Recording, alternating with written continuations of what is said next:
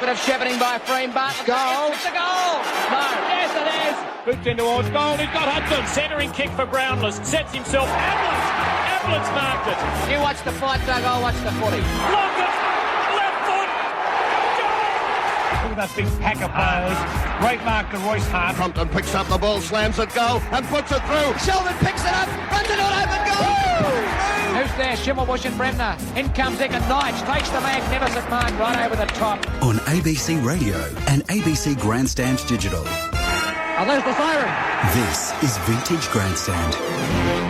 Alistair Nicholson, Julian De Stoop and Mark McClure with you today. A 1997 vintage. We've combed the ABC archives and pulled out the grand final between Adelaide and St Kilda. This was the first grand final appearance for the Crows, who joined the competition in 1991. An extraordinary rise from 12th in 1996 and brilliant final series culminating in the club's first ever AFL Premiership. Along with match commentary, we'll speak with key players from both sides, including Adelaide's Peter Caven, Premiership captain Mark Bickley, and the man who produced one of the most unexpected starring roles in grand final history, Shane Ellen.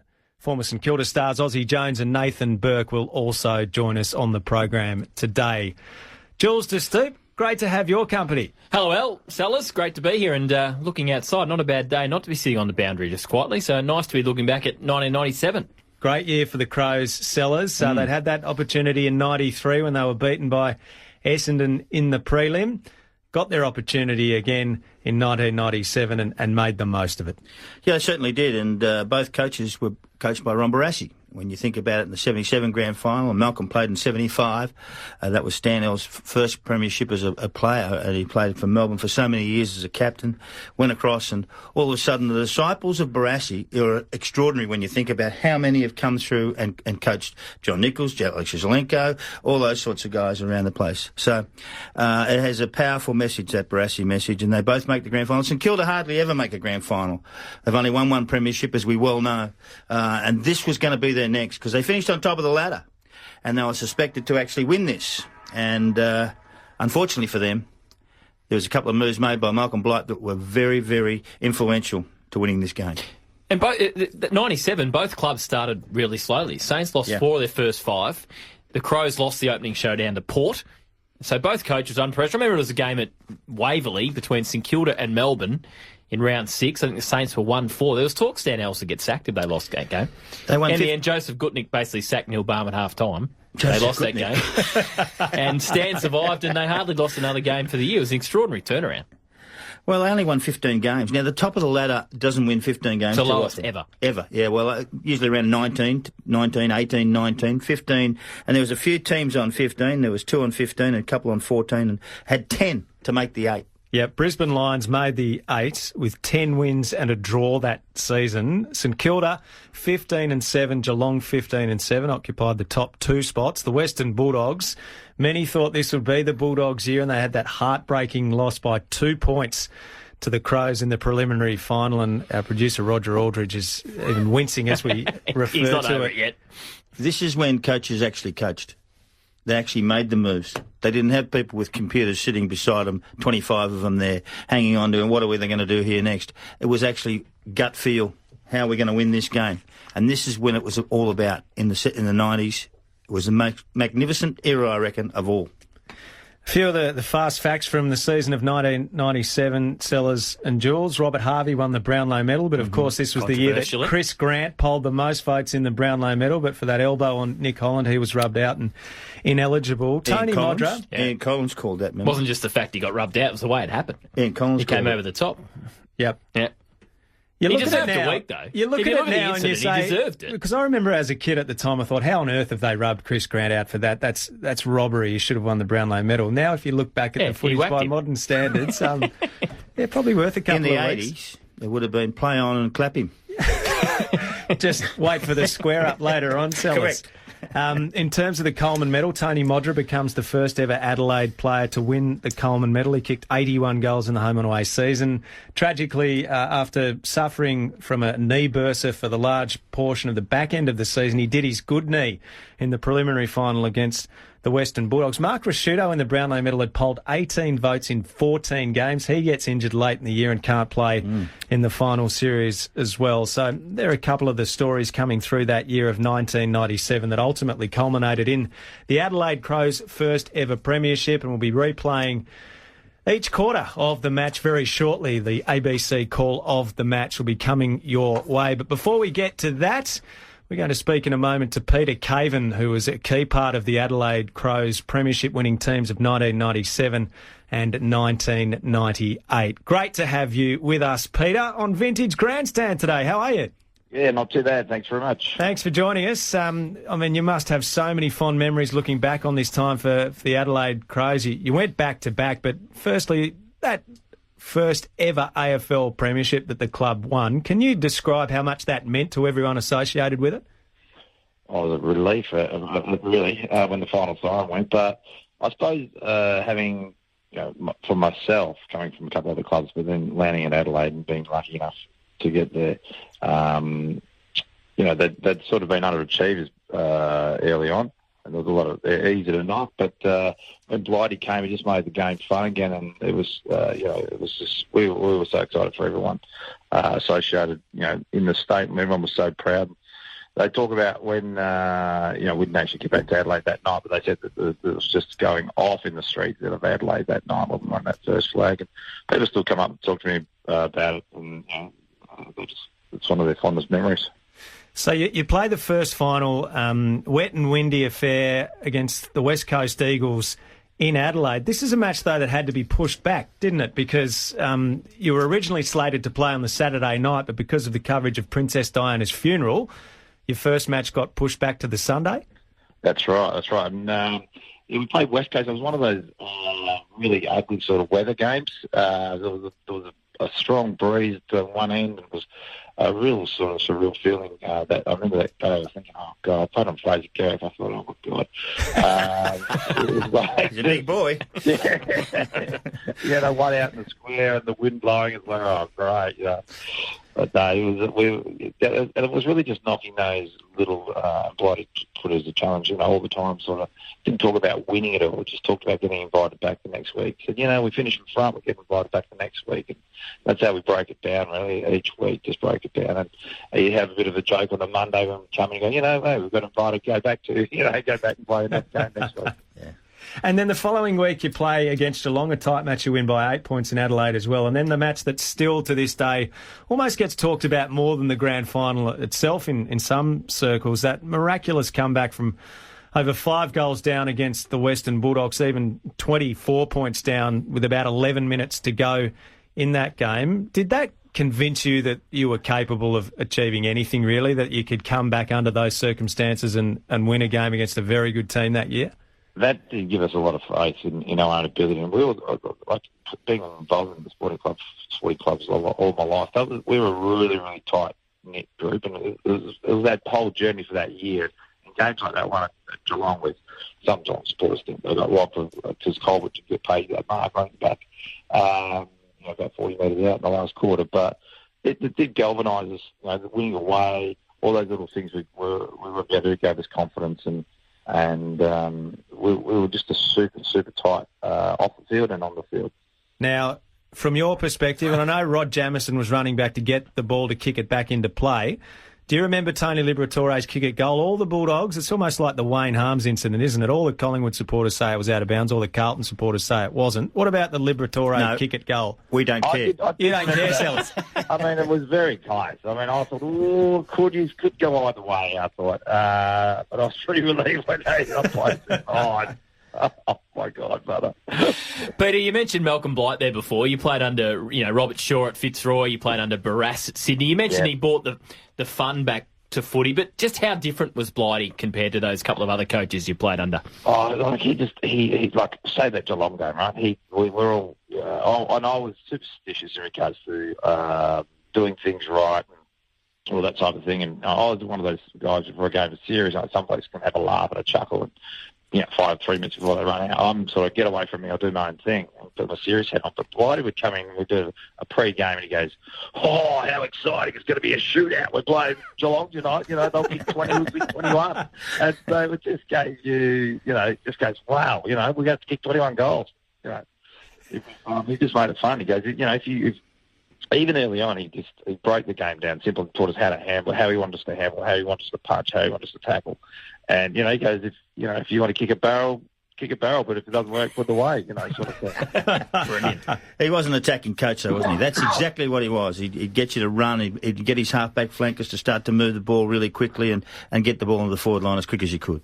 Yeah, he hated flooding, he hated any of that. Yeah, not put anyone back, just beat your man and let's go, let's kick goals, Oh, no, he's McLeod. Now, he's an interesting one. All right? He won the Norm Smith, I think, that year. Yeah. And he's a difficult player to play on. As a half-back, he doesn't play half-back. He almost plays wing.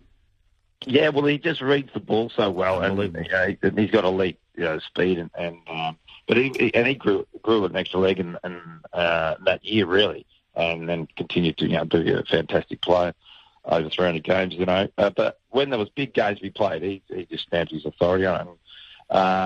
He was just such a good reader of the ball, so I didn't really have to stand. I didn't really have to stand, follow someone else around. He wanted to go and get the ball and have it in his hands. Adelaide Premiership defender Peter Caven is with us on Vintage Grandstand. We're replaying the 1997 Grand Final for you today. Peter, in terms of the change that came over the Adelaide Crows when Malcolm Blight got there, so you finished 12th in 1996 under Robert Shaw. Yep. Blighty arrives and a few of these names depart the club. Andrew Jarman, Tony McGuinness and Chris McDermott, all stalwarts of the Adelaide Crows footy club. Can you take us into the environment around the club at the time with a few legends there departing and a change of direction with Blighty coming in? Well, they were running they were a strong group, and they were sort of running the culture of the club and the playing group, really. Everything sort of had to go through that core group of players. And sort of, I suppose, when Blighty from a distance said, well, I'm going to chop those heads off and get some new sprouts to come through. And that allowed people like even Dave Pittman, Sean Wren, Nigel Smart, Mark Bickley sort of become, the new leaders of the group. Rod Jamison, it's like, not everyone, we didn't have 18,000 people in the leadership group. We had a captain and 2 vice captains. And that was it, but we did have a strong core of 7 or 8 guys that, wanted to achieve something. And, and that's what I was talking about. We had a really strong bond. And I think what happened also that year, or even the year before, all the girls started, we started having kids. So there was a lot of young kids and all the girls there was a core of 10 or 12 that sort of all started having kids and becoming a really tight community. Pete, he learnt that from Ron Barassi. Ron Barassi would come in and he'd hit the ace, king and queen. He wouldn't worry about the kids down the bottom. He'd knock them over straight away and go, this is what we're doing. If you don't want to do it, see you later. Yeah. And so he learnt that pretty quickly, and it was a good move for him. I think so too. I was going to ask you about David Pittman. You said it was fun, but after round 2, he probably didn't think it was much fun when he was called pathetic. I still when I ring him up, I call him pathetic. It's pathetic. I give it to him all the time. I love it. David's a silver spooner, right? He can take, and Blight knew he could take criticism, and he really doesn't care about it anymore. Even today, every time I get him, he goes, I don't care. But Blighty knew that. He knew who had to wipe the bum, but who could just give him a pat, and he picked his target. But he was pretty brutal. And he also mentioned Jason McCartney and Simon Tregenza in an interview, and those two never played another game for the club. Well, what was the impact on the other players after the pathetic Pittman spray? I mean, that was a massive story. I couldn't imagine how big a story that would be these days. No coach had ever bagged the player publicly. No. I think, You so sure? Even as the year went on, in the team meeting, we lost a game, and on the Monday, he didn't drop the list. I'll name names. I will. It's like, what the hell? Ben Hart was a favourite, though, wasn't he? Isn't there a story around Malcolm Blight standing on a ladder in the kicking room and berating everyone? Can you tell us that yarn, Peter? He had a very big kit bag, but he ran out of kit tricks by the time the third season came around. And he'd lost his marbles. He had to. We came to training. And he's standing on this 12-foot ladder in like our warm-up room. He's going, what the hell? He got everyone to line up who played on the weekend in a straight line in your Guernsey number, and he just went to town. Like, Nigel Smart, you know what they call you? The Space Cadet, because you're airy. Big Tosser, you know what they call you? The 3 F's, fall over, fumble, and he just went to town, and everyone, Jared Jarman, go and lose weight. And Mark, he said, I think he said to Vic, and he goes, you heard of a guy named Michael Tuck? Read his book. He was just changing guys. Did you laugh? Benny Hart, who was his favourite, he had he's 34, so he had a big number on him. He got a, you got okay sort of thing. He was the only one that escaped. He wasn't the best that year. Did you actually laugh during this period of time? We were trying. It was like so You'd have serious. It was so serious. It was like, really? We laugh about it now, but we were laughing that day. Peter Caven's with us on Vintage Grandstand very shortly to the first quarter of the 1997 Grand Final, the ABC call of the Adelaide Crows and St Kilda. Mentioning St Kilda on a different front, Peter, you're associated with one of the most infamous incidents that ever occurred on a footy field, really, when Tony Lockett took you out that day in 1994 when you were playing for the Sydney Swans. You ended up playing with him the following year, so can you paint a picture of what that experience was like for you initially, and then the following year when you're actually playing with Tony Lockett, who got 8 weeks for taking you out? He did. I headbutted his elbow as hard as I could. And I reckon he got 3 stitches in his elbow. It cost me 12 weeks, I reckon. But it was one of those ones. And the funny thing was, like, Barras had sort of been onto me that week about not being as hard as I could have in the previous week. And he gave me a bit of a spray in front of the blokes pre-game sort of thing, just a bit of a G-up. And I thought, well, show you. So I fixed it. I'd already gone back once with the flight of the ball about in that first quarter, a couple of minutes before that. But I wasn't. I bloody held the mark, I think. But it was. I don't remember too much about the day apart from it was pretty disappointing because we were up by 30-odd points, and then I kept asking the nurse. I was in a neck brace asking the nurse in hospital, how going, the boys are going well. Anyway, they're getting a bit closer. So he ended up kicking 11. We lost by 3 points or something. No, he was unbelievable. Like, thanks, guys. Could just hold on to a 33-point lead. So he irons you out. He gets 8 weeks. You miss 12. Yet you have to apologise to him. Can you take us through what happened there? We shake hands. It's a bit of a media thing. But, mate, he was an awesome player. We didn't really... he came up the next year and he played. He trained like he played. Like, no one wanted to do one-on-one with him. We go, Dunks, you got your mate. Everyone would sort of walk away. But he was an awesome athlete. But it was a bit of a circus when he came up and took shook hands and all that. But that was what it was. We wouldn't have to ring each other, go to the pub or anything. But I appreciate how good a player I was. I do remember that year I came back and it was my second game. We were playing away against St Kilda. And I was kicking out from fullback and he was blowing me kisses. It was anyway. Peter Caven with us. Pete, did you get him back though? Didn't you appear on the Andrew Denton show? What I did actually. I got invited to the Andrew Denton show. He had a live sort of segment going on. He invited me there. And I grabbed this. He goes, here's a choice baseball bat, cricket bat. Yeah, I grabbed this baseball bat, and there was an FG of Tony Lockett there, but already rehearsed it, of course. And he whacked his head, and his head went flying to the net. And then I kicked the chair over and started belting him. And Ross Oakley sent me a letter the next day threatening to deregister me for the game to disrespect. That's what would happen these days. Fair dinkum, I said. You've got to be kidding me. Well, you only broke your jaw in about 8 places, didn't you? Yeah. I broke my nose. A compound fracture of the nose, really. I'll blame that on me snoring now, but it was pretty funny. Yeah, I look back on it, that segment. Peter, it's been excellent chatting to you. Really appreciate your time today, and kick back this afternoon and enjoy the ABC call of your first ever premiership. Thanks very much. Barry Hall does get hold of me for 5 minutes and kicks 3, but I think I had the last laugh on it. He kicks a very good goal himself, Peter Caven, in this grand final. Thanks to Peter for joining us. The last quarter.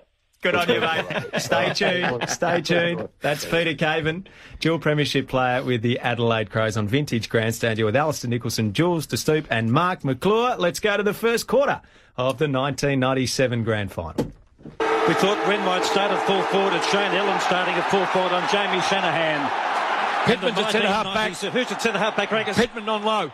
Pittman on low at centre half back and centre half forward. A shocking centre bounce. Jarman knocks it up towards half forward for the Crows. The ball comes to Keogh. Gets a hand pass across to Burke. Burke kicks up towards the half forward line to Lappin, who's marked between wing and half forward for the Saints. Plays on quickly. The lead from low. He's got the front position. Looks for a free kick with a stage maybe. In goes Johnson. Gets a high tackle from low. No free kick. Johnson's hand pass to Hart. Kicks around the wing and the mark is taken by Bond of the Adelaide Crows. Johnson was with Harvey at the centre bounce. Now short kick finds Robran, who marks below the members, and his father Barry is probably sitting there among the ground level crowd. He kicks into centre half forward inside 50.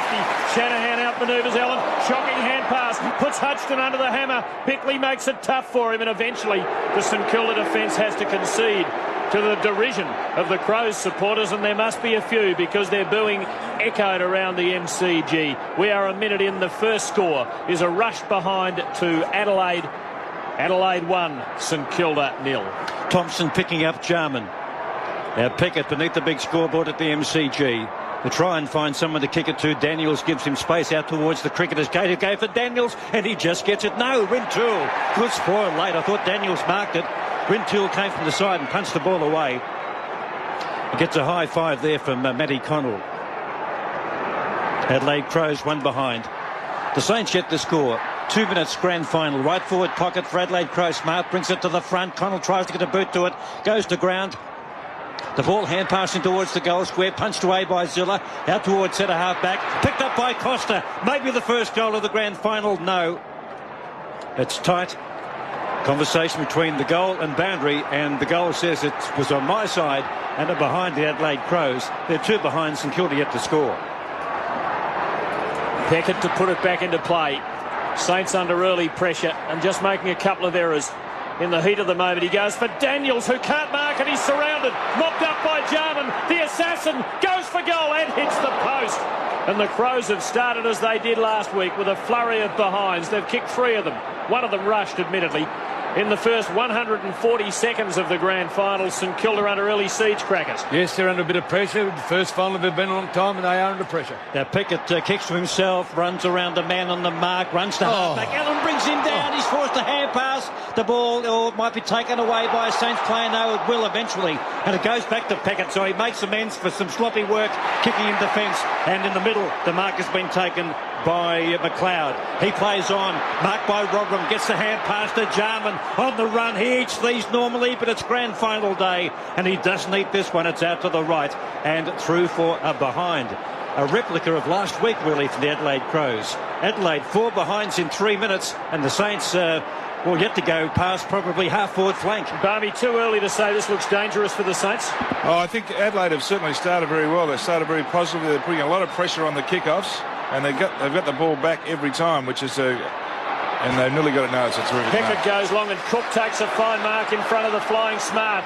Feeds off a hand pass, and the Saints are away. It's pumped in towards half forward, but McLeod hovering across half back takes the mark for Adelaide defensive 50 to ease the pressure and hopefully for them turn defence straight into attack. He goes shortish to Smart, who marks between half back and centre. Crows 4 behind St Kilda. Haven't looked like scoring, not quite 4 minutes. Kick wide, Pittman out bodies low, then knocks the ball on, but Burke comes across the line of it and does well. Feeds on a hand pass to the Brownlow medalist. Harvey chips to big Bazza Hall, who feeds a hand pass to Burke out near the boundary. 4 to the wing, the Saints on the build now. Into half forward, big leap from Cook, dropped the mark. At the full, McLeod mopping up, hand pass to Johnson, who chips for Jamison. There to make the spoil, Heatley does well. Down to Winmar, lines it up, kicks and misses from 40 metres. What a moment that would have been, given his tragedy of the last 24 hours with the death of his father, but he doesn't kick the first goal of the grand final. It's 4 behinds to 1 after 4.5 minutes. It's actually a great effort by Heatley. He was really out of position there. He put himself back in and created that spill against Jamison. Should have been an easy touch. But it's enormous pressure on both sides, but they both teams have started very positively, so it's too hard to predict who's handling it better at the minute. A lot of mistakes so far. 5 minutes in the first term. Kick in by Jamieson. Tommy's saying a lot of mistakes so far. Well, Cook just spoiled Heatley for a simple mark. Pickett's made 4 bad mistakes in his kick-outs. Kick in by Jamieson. Up goes Pittman. Punches the ball away from Cook. It goes to Hart. Gets a hand pass to Wren. He needs a handle for the ball, but he can't pick it up. Late harassment from the Brownlow medalist. And there'll be a boundary throw in. Mike Noonan, a quick word from you. Yes, Pittman started on low, which is, I think, one interesting thing. And Ellen at full forward. I don't think any South Australian would have picked Ellen starting. From the boundary throw in, it's knocked in by Wren up towards the centre of the ground. Players over the top. Right in the AFL crest, which was directly below us, and there'll be a ball up. Adelaide 4 behind 4 points. St Kilda 1 behind 1 point. 5.5 minutes. Yes, Ellen starting at full forward for the Crows. Now from the ball up. On the wing, up goes Wren, knocks it sideways, out towards Hart. In goes Thompson. It's picked up by Daniels, gets a hand pass to Burke of St Kilda. Hands to Lappin, by hands to Burke. Burke kicks it towards half forward. It's on the bounce. Pittman is there. Lurking is low through the pack. Hand pass to Heatley. Heatley has a shot for goal. Well, wait a minute. It might be the first goal of the grand final. It is to the Saints. Kicked by Jason Heatley. Good work by Stewie Lowe.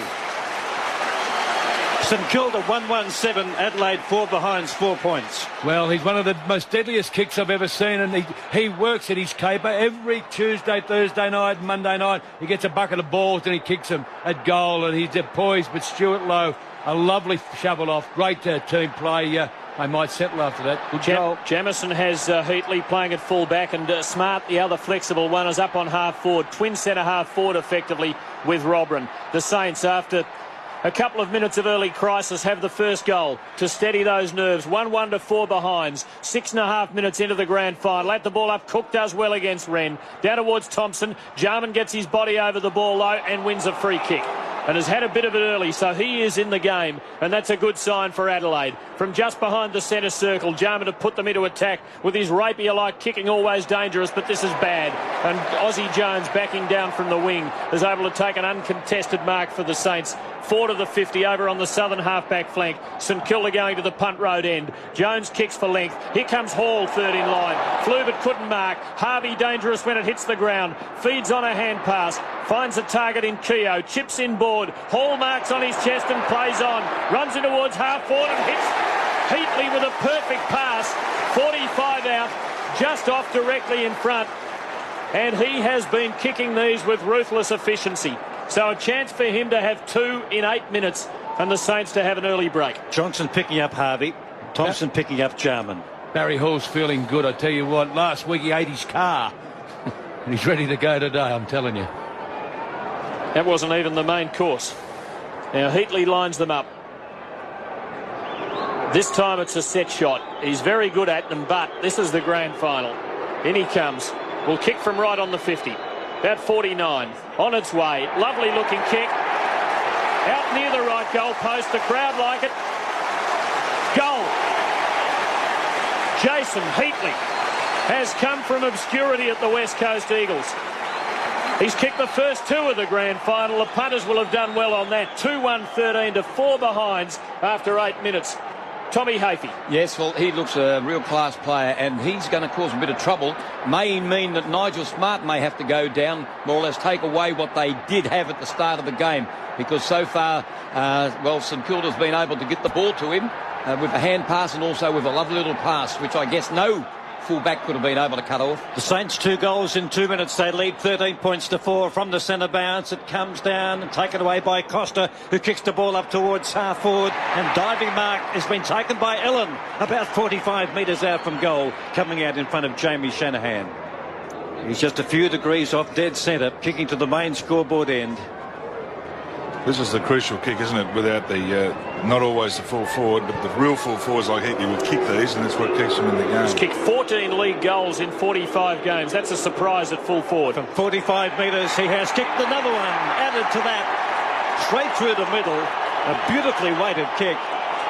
And the Crows get a quick reply after the Saints got 2 in 2. St Kilda 2-1-13, Adelaide 1-4-10. This is Vintage Grandstand on ABC Radio and ABC Grandstand Digital. Boundary throw in. Cook knocks it to the back, but Bond is there. Good use of the body by Peckett. Spins out of trouble. Gets a clearing kick outside 50. The ball in no man's land. In comes McLeod. He picks it up 60 metres out. Kicks it towards the pocket and finds Bond. Bond about 48 metres out. Right forward pocket. On the member side of the MCG, heading up towards the main scoreboard. Who's coming off, Tim? Keogh off, Brown Keogh on. off, and Tony Brown is on. Now, Bond 48 metres out. Drop punt on its way. It's not a bad looking kick. I think he might have put it through. It's a terrific kick by Bond. He's put it through. And at the 19.5-minute mark in the first term in the grand final, guess what? Scores are level. St Kilda 2-5, Adelaide 2-5. Michael Noonan. Yes, well, I think it's a little bit against the run of play because St Kilda seemed to have the ball bottled up on their half-back line. And it wasn't until a couple of very clear movements down that far side in which Smart, I think, was the dominating factor, was able to cross to Bond. And Bond, from a very difficult angle, has made it a certainty. And his goal kicking at crucial times late in the season has been very, very important against Port Adelaide, against Geelong, and now here an early goal for the Crows, has them on level terms, but Harvey breaks away out of the centre. Brilliant trap at the ball with one hand, bad kick though. Straight to McLeod, doing very well on lap and across half-back, delivers to Jarman, who marks clear of the 50 now for Adelaide. Just over 20 minutes on the clock. He goes for Wren, who can't hang on to the mark. Skidding. It's picked up by Cook, who kept it just in play. Hand pass to Daniels. Never a good kick. This is not much better. Straight to Johnson of Adelaide. Hand pass to McLeod on the attack. Forward of centre for Ellen, who can't mark. At the full, Connell. Zilla! Oh, Zilla unloads him. Got him high. Free kick to Connell. Rintoul runs on and snaps a poster, so the ball will come back. Free kick to Connell about 35 or 40 metres out. He was going down low to pick up the ball. Zilla came head on and got the head. No question about it. No free kick. The advantage was paid. Should have been given back or brought back. Surely. Bad mistake. Adelaide by a point. 2-6 to 2-5. Peckett kicks long back into play. The ball kicked off the ground by the Saints up towards the wing. Johnson playing well. Gets around Aussie Jones. Gets the hand pass to Goodwin. Past the players race in front of the southern stand. Kicks to centre half forward off the tack. Ellen. He spins out of trouble. Gets a hand pass to Connell. He's taken high. Free kick, I think, to Ellen. About 40 metres out directly in front. Umpire Brian Sheehan. That's an evener up. This is, yes, a definite even up, this one. That was definitely there. Jack Daniels, who in the last 2 minutes has had he a was horror. taken high over the shoulder. It was a fairly insipid tackle by Daniels because he was off balance. Ellen now 40 metres out. Drop punt.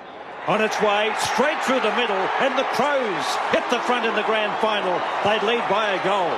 Adelaide 3-6, 24, St Kilda 2-5, 17, Neil Barnes. Well, there's no doubt, as Michael said before, the last goal was against the run of play, but they've certainly settled very well. Adelaide, and their good direct route into goal is paying dividends, but St Kilda are still having enormous trouble from the kickoffs. Every time Adelaide kicks a point, St Kilda have got a problem. They'll have to look at that at quarter time just to get a bit. They've just got to decide where they're going to go and get a bit more confident about it. And but Adelaide are looking terrific. McLeod's giving him so much off a half-back flank, it's not funny. Fluctuating first quarter. First it was the Crows, then the Saints. Now Adelaide out to a 7-point lead. Cook does well and beats Wren hands down. Brings it down to Burke, but he can't break a tackle. Cook hard at the ball, has a big swing off the ground. It might be in danger. It's a free kick to Adelaide. Johnson, Harvey's opponent, will take it. Just behind the centre. Kicks in towards Smart. In good posse against Hudson. Goes to ground though. Fisted away by Cripps of St Kilda. First there Jarman. Goes down over the footy. Under siege, under a pack as well. And there'll be a ball up towards the left half forward flank for the Crows. 23 minutes in. They lead 3-6 to 2-5 late in the first quarter of the grand final. McLeod 7 possessions, Johnson 7 possessions for the Crows. Ball up at half forward for the Crows. Wren knocks it to Bickley. He lost possession. They picked up by Burke. He's trashed to the ground but fairly hip and shoulder. The ball taken by Zilla. Hand pass to Harvey, who goes to ground. He's caught one high. It's picked. Oh yes, it's coming back. Harvey caught one. Now whether it will come back, I think it will, or whether it will be further down the field, I'm not sure. Harvey holding his head, his forehead, and he'll take the free kick between centre and centre half back for the Saints, who trail 2-5 to 3-6. Gee, a couple of heavy ones then. Now the kick by Harvey, out wide to the Great Southern stand side to Lowe, can't mark, gee whiz, a high marker all year, and he drops from one he should have taken, picked up by Costa, handball across to Wren, who kicks up towards the wing, punched away by Jarman, but Harvey, who's recovered from that knock, picks up the ball on the wing for the Saints, kicks it towards half forward, it beats Winmar, who gets over the shoulder. Winmar's free kick, gee, they're paying plenty of free kicks in the grand final. 10 so far in 24 minutes. The Saints are trying to finesse too much, in my opinion. They've actually they've handed the ball to the opposition on too many occasions. Winmar leans back, 2 kicks out, looks for Heatley, gets a push in the back, no play on, says the umpire. It comes out to McLeod, his 8th possession, under pressure, left foot kick across the half-back line, and the ball out of play near Bay 13. Adelaide 3-6-24, St Kilda 2-5-17, 24 and a half minutes. Tremendous struggle early. Not the highest quality footy, but you rarely see that in the first quarter of a grand final. Cook beats Wren again, down to Brown. Gets a quick kick, but straight to McLeod. Was it 10? No, it wasn't. He puts himself under pressure by dallying. Kicks across the goal face. Sets it up well, though, for Connell, who runs onto a nice bounce, and it's all Adelaide. Delivers out in front of Caven, who waits for the bounce, paddles. Now he's got it. Forward of the wing. Has a bounce. Has another. Runs in towards half forward. 65 out. Kicks long towards Smart. Out near the behind post, but it rolls away from him over the line for a throw-in. Right forward pocket for the Crows. 25 minutes on the clock.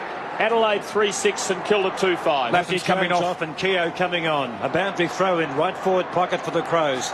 They're looking pretty good at the moment. Now, let's see who's in ruck. It'll be Wakelin and Robran, side by side. Robran takes it to the corridor. Taken by Allen. Has a shot for goal and has hit the post. Oh, what a terrific move this has been so far. Ellen has kicked 2 goals, 1 at full forward for the Crows. On ABC Radio and ABC Grandstand Digital. This is Vintage Grandstand. Now the short kick in by Burke this time and finds Harvey at centre half back. He kicks out wide to the half-back line, which is marked by Jones. Costa closing quickly. Jones, Cook goes in. He gets rid of Costa. Cook doesn't almost hurt himself. Now the kick by Jones. No, he's still paddling the ball up towards 50. Hand pass on to Thompson, a poor one. Recovers from a bad hand pass. Back to Jones. Kicks it towards goal. And I think he might have put it through. A miraculous goal by Ozzie Jones.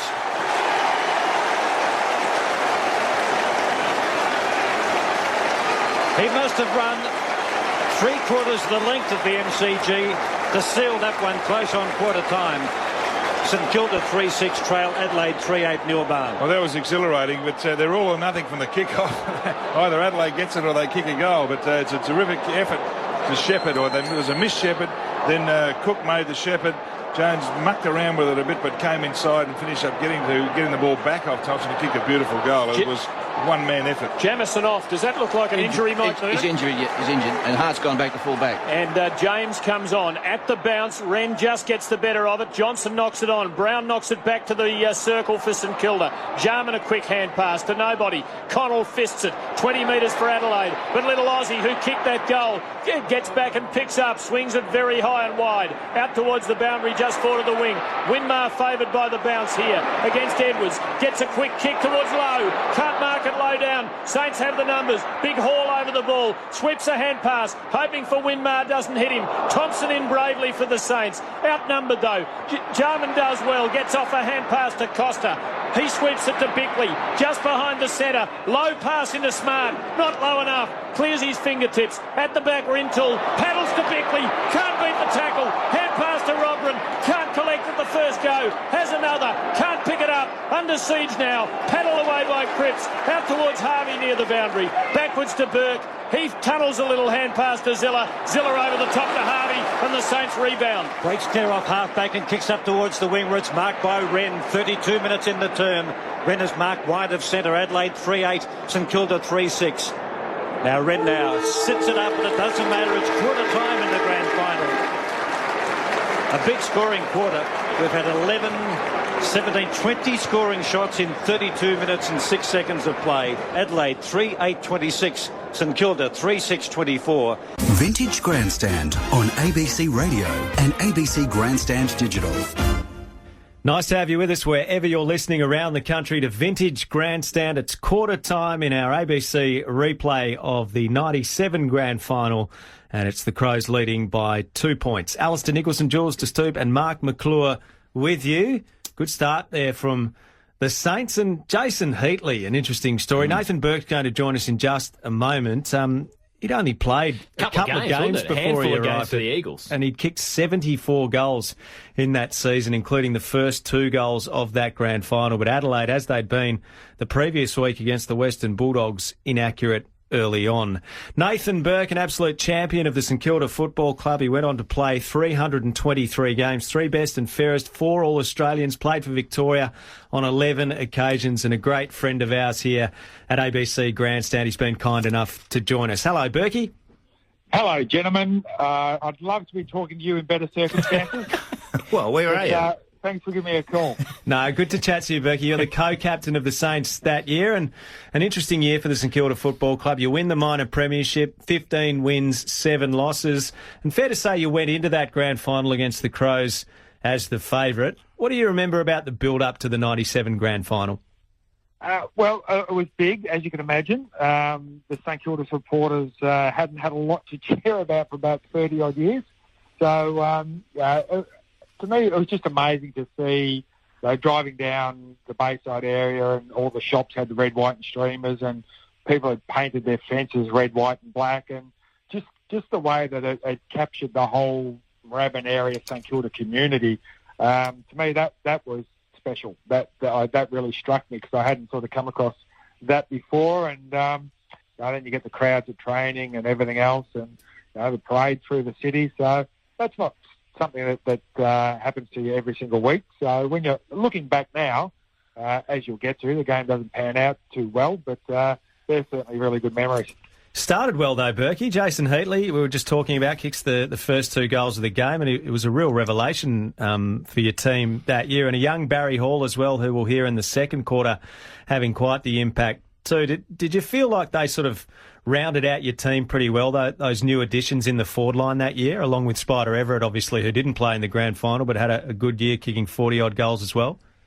Yeah, certainly did, because obviously we had Stuart Lowe as the dominant key forward up there, but Stuart can't do it all himself. And with Tony leaving just 2 years prior, I think Jason came along at a perfect time. And if there was somebody that I'd want kicking for my life that I played with throughout my whole career, it'd be Jason. To me, he's the best set shot for goal that I've seen. He was outstanding. A young, raw Barry Hall. He probably stayed raw all the way through his career, to be honest. But, a young Baz, and it was just that nucleus of a really good side that just everything seemed to click that year. We started off really poorly, I think the first half a dozen rounds, and then sort of kicked ourselves into gear after that. Burkie, the loss of Spider Everett, I mean, I was talking before, there's no Mark Rasciuto, there's no Tony Modra, there's no Peter Vardy. You didn't have Vidovic either, or you didn't have Joel Smith. Is it too simple to say if Everett plays the grand final, you probably win? Yeah, probably too simple. That's probably taking a bit away from Adelaide. I'm happy if you want to do that, but I probably can't do that. Spider was dominant that year. He was just such a great ruck and a goal-scoring attacking ruckman as well. And probably the thing that also hurt us was Laser Vidovic. He was a pretty good fill-in. And in a grand final, you probably don't necessarily need the real fancy tap work that Spider used to be able to do. You just needed somebody to be able to give you, at minimum, a 50-50 chance around the stoppages, and that's what Laser did. Before every bounce, you'd say to Laser, "Hey, where's it going, mate?" If you said that to Spider, he'd say, "Look, I'll jump up and I'll flip it over my head." But Laser's standard answer was, "I'm just going to smash him and it'll come straight down." Smash him and it'll come straight down. You had a few brain snaps over the time, Laser. How would you have handled the occasion in a grand final? I'm not too sure. It's hard to say, because it wasn't as if Laser would get sort of pent up, and then finally snap. He could be just mild and mannered and meek and mild, and then suddenly snap. So it was very difficult to tell. But certainly losing those two guys didn't help us at all. Yeah, it gave Sean Wren a free run almost, in a sense, didn't it? And had no competition, whereas you have Laser Vidovic, who just smashes into Wren non-stop. Yep. Wow, that's a big difference. Yeah, exactly. And it gives us they had a pretty good midfield running around, and they probably had the opportunity to get that that extra step on us knowing where the ball was going to go without big lays. At least it gave us a 50-50 chance. You lead into half-time. You kick 4 goals to 2 in the second quarter to give yourself a nice little 13-point lead at that stage. How were you feeling then? Yeah, feeling okay. Probably didn't feel that good coming out of the rooms at half-time. It's probably a well-known thing that we got a bit of a bake at half-time. I'm not sure whether the bake was sort of commensurate with how the game was actually being played, but that was just the way Stan chose to deal with it at half-time. Was that the reason why we lost and they overran it up? Certainly it wasn't the case at all, but it was just it probably left the players thinking a little bit of, I thought we were going not too bad. The scoreboard says we're in front. Let's keep doing some things that are keeping us in front. But it was just a bit of a funny time at half time, to be totally honest. Did he make any moves at that stage? Look, to be honest, not that I can remember, fellas. Yeah, I think that's the stage. Those days when 2 coaches were against each other, if someone would make a move, the other one have to operate as well. You understand what I'm saying? So you're actually forcing the opposition coach to do it. But Malcolm did it to you guys. Yeah, I don't think we made any moves, and it's probably well known once you get into the last quarter that still more moves weren't made. Yeah. And there's a lot of conjecture about, should Jamie have been moved, should someone else have gone on him, but you know what, if we don't allow the ball to get down there that often, well then he doesn't have that sort of impact. So it's all hindsight at the moment. The fact is that Jarman went on to kick 5. That's probably 6. 5 in the last quarter. 5 in the last. Okay, thanks. Yeah, making my Saturday even better, you bloke. Hey, Berkey, did you actually play on McLeod at any stage? I don't think so. I think Bickley and I pretty much went head to head, pretty much the whole way through. I might have had a little bit here and there, but I think I remember most of the time it was sort of Bix and myself going head to head. Because he was damaging with his run from half-back. Huge. Yeah. Like you're going to blame Aussie Jones? You're not going to blame Aussie Jones, are you? Have you spoken to Aussie yet? Not yet. Give us something to work with, Berkey. Look, I don't think Aussie's strength was picking up, running half-back flankers. It wasn't sort of a done thing in those days, but no, look, I think there was a few of them getting off the hook. And you mentioned McLeod, and we probably knew he was going to be good, and we knew Jarman was going to be good. We probably didn't expect Shane Allen to bob up kick 5. That was the thing that probably caught us by surprise in the end. Or Troy Bond. Yeah, exactly. So those guys, to their credit, they had those players who did that, and we did it.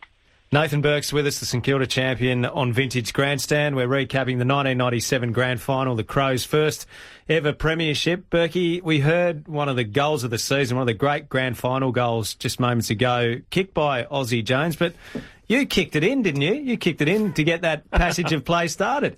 Yeah, look, I'm glad someone's finally going to give me some credit for that. Goal assist. It's these days we talk assists and all that sort of stuff. I think I probably should have got one there, but I actually remember that one kicking because they were very inaccurate in the first quarter, and Justin Peckett was kicking in, and somehow, I don't know how it happened, but Jason Daniels ended up picking the ball and kicking in. Boy. Nothing against Jason. No. If there's someone in the team you don't want kicking in, it's Jason.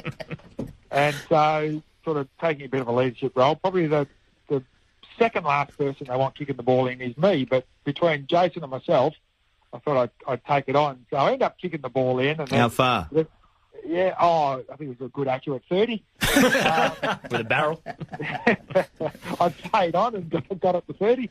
And then next kick went to Aussie, I think, and then he shot off and zigzagged in and out and kicked that goal. So the reason why I remember it is not Aussie kicking the goal, was that the runner suddenly appeared next to me and gave me an awful mouthful for breaking team rules, that it wasn't my job to kick in, and what I think I'm doing. Get back and know your job, and blah, blah, blah. And I sort of said, but we got to go at the other end, but that didn't really cut it. So Stan was a bit agitated that day, does it sound like to me, what I'm hearing? A little bit, but that wasn't out of the ordinary. Playing under Stan, on game days, certainly not during the week, but on game days, you had to have a bit of a thick skin. He wasn't adverse to actually, telling you that you weren't pulling your weight. And the funny thing was that probably the more senior player you were, was the more that you actually copped it. So the senior players, we copped it a fair bit. I think it was a half a tactic to, if I yell at these senior blokes, then these other blokes are going to want to lift as well. But I think the rest of them just thought, that's good, he's not yelling at me, so keep yelling at those blokes. They were happy with it. Berkey, Al asked you about the build-up before, and we hear players these days, the grand final's a different week, but when you're at the club, you go through your routines, you don't change what you've done during the year. But looking on YouTube last night, you boys were doing a bit of a haka at the Thursday night training, which I'm sure wasn't something you did during the year. What happened there? Unfortunately, Jules, we used to do that during the year as well. Unfortunately.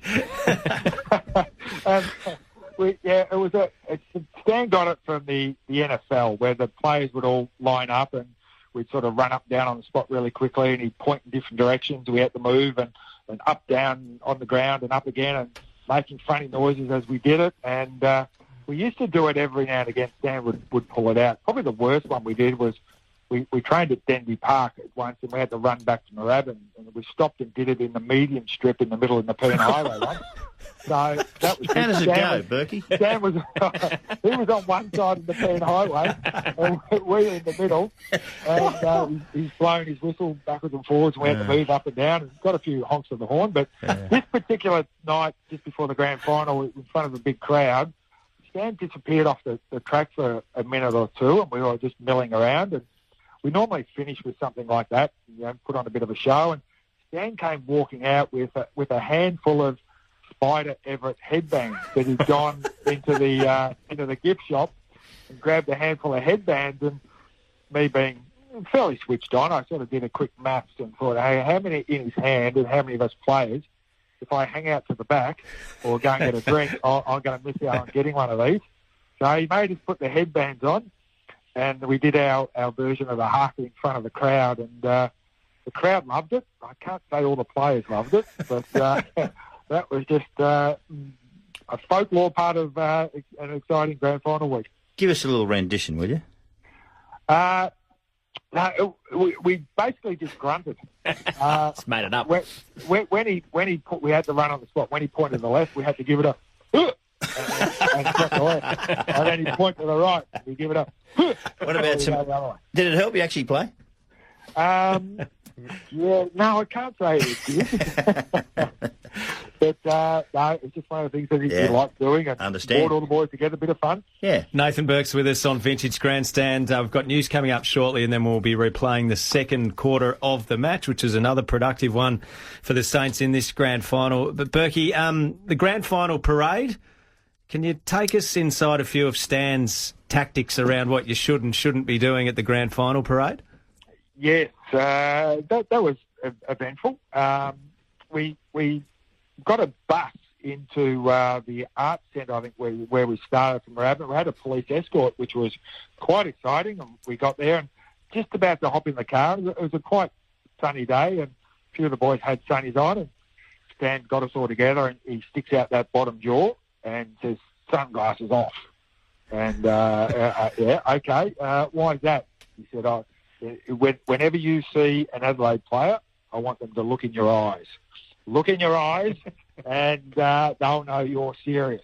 And same with the fans. You've got to look them in the eye, every single one of them. So we squinted our whole way through the parade and got the end, and there was all the Adelaide boys with their sunnies on and what have you. But it was a bit like the Adelaide power stance. It didn't quite that went well. We wanted it to. Berkey, it's great to chat with you, mate. It must feel in a way like it was the opportunity that went begging for you in your career. Is that how you sort of sum up 97? Yeah, exactly. I think we sort of came from nowhere. I think end of 1995 we were 14 out of 16 teams. At the end of 96 we came 10th out of 16. At the end of 97 we ended up on top of the ladder. So it was a bit of a meteoric rise. Were we ready for everything that went through? Probably not. Did we think that we'd probably have a couple more cracks at it? Absolutely. Every team does once they get there, but wasn't to be in the end. So at the end of the day, people say, would you rather get to a grand final and lose or not get there at all? I'd rather get there and lose. We got there. Yep. All these memories I'm talking about now, we had a crack on the day. We just weren't good enough, and I think you just have to reconcile that. Otherwise, you're going to be a lonely, bitter old man. And, we can't have that. You're not that, Berkey. It's great to chat, and we appreciate you taking our call today, mate. We've got news coming up, but look forward to catching up with you very soon. No worries. I can't say I'm going to be listening the rest of the afternoon. But Come on, Berkey. No. Speak soon, mate. News time, more Vintage Grandstand next.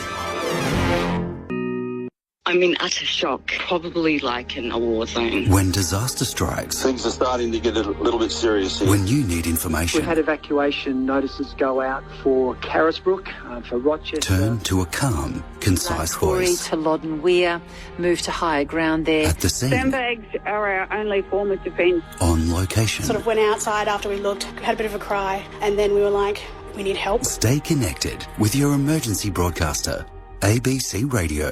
ABC Sport Digital Radio, your home of basketball. Melbourne premiers for 1964, defeating Collingwood by 4 points.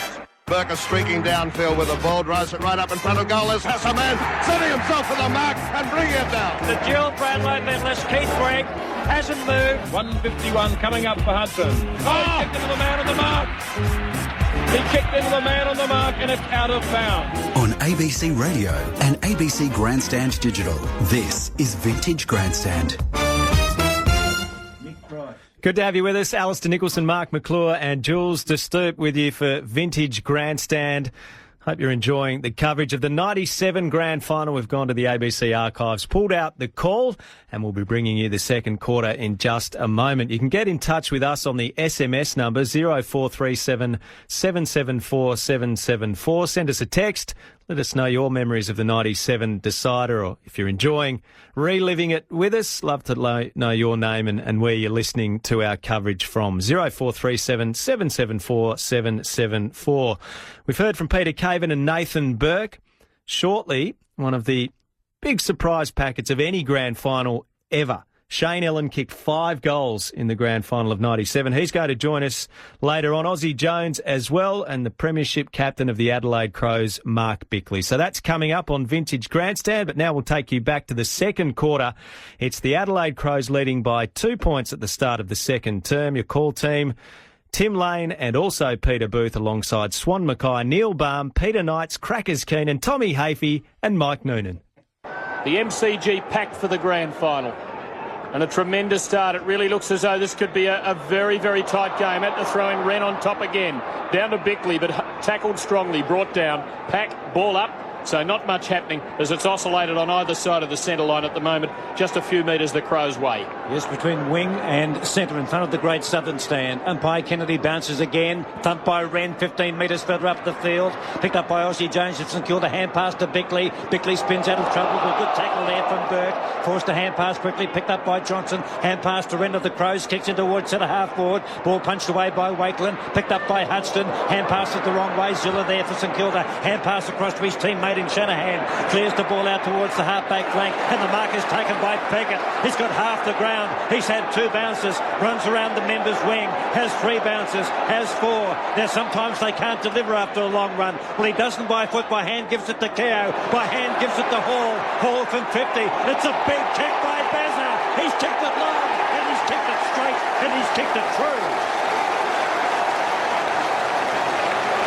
Tremendous build-up and run by the Saints. Justin Peckett to set it up. And the Saints hit the front 2.5 minutes into the second term. 4-6-30. Adelaide 3-8-26. Neil Barr. Well, there's no doubt it was good play by Peckett. He ran very hard, but the pivotal part of the play was Keogh, who took the handball and was able to get it back inside. A beautiful handball to Hall to kick the goal. At the bounce, Cook beaten Wren on top at the start of this quarter. Thumps this in towards half forward.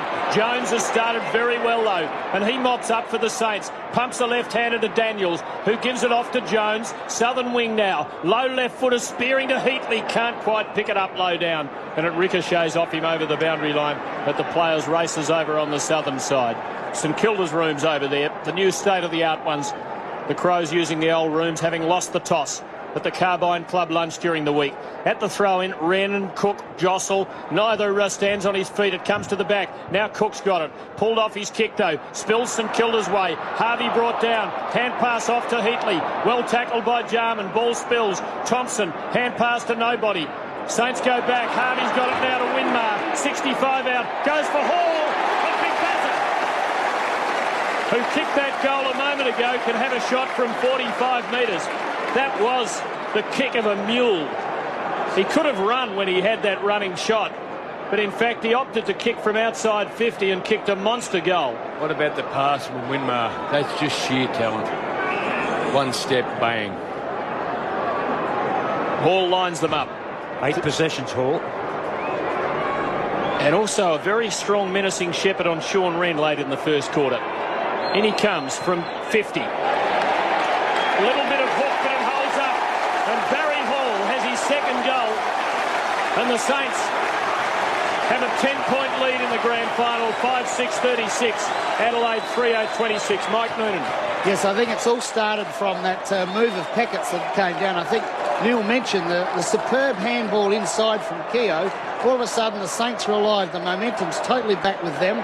And that movement is correctly called out of a pack, straight to Winmar. Winmar with absolute superb control of skill. And Hall, well, we've seen Hall finish now from around the 50-metre mark, and it's been dead straight each time.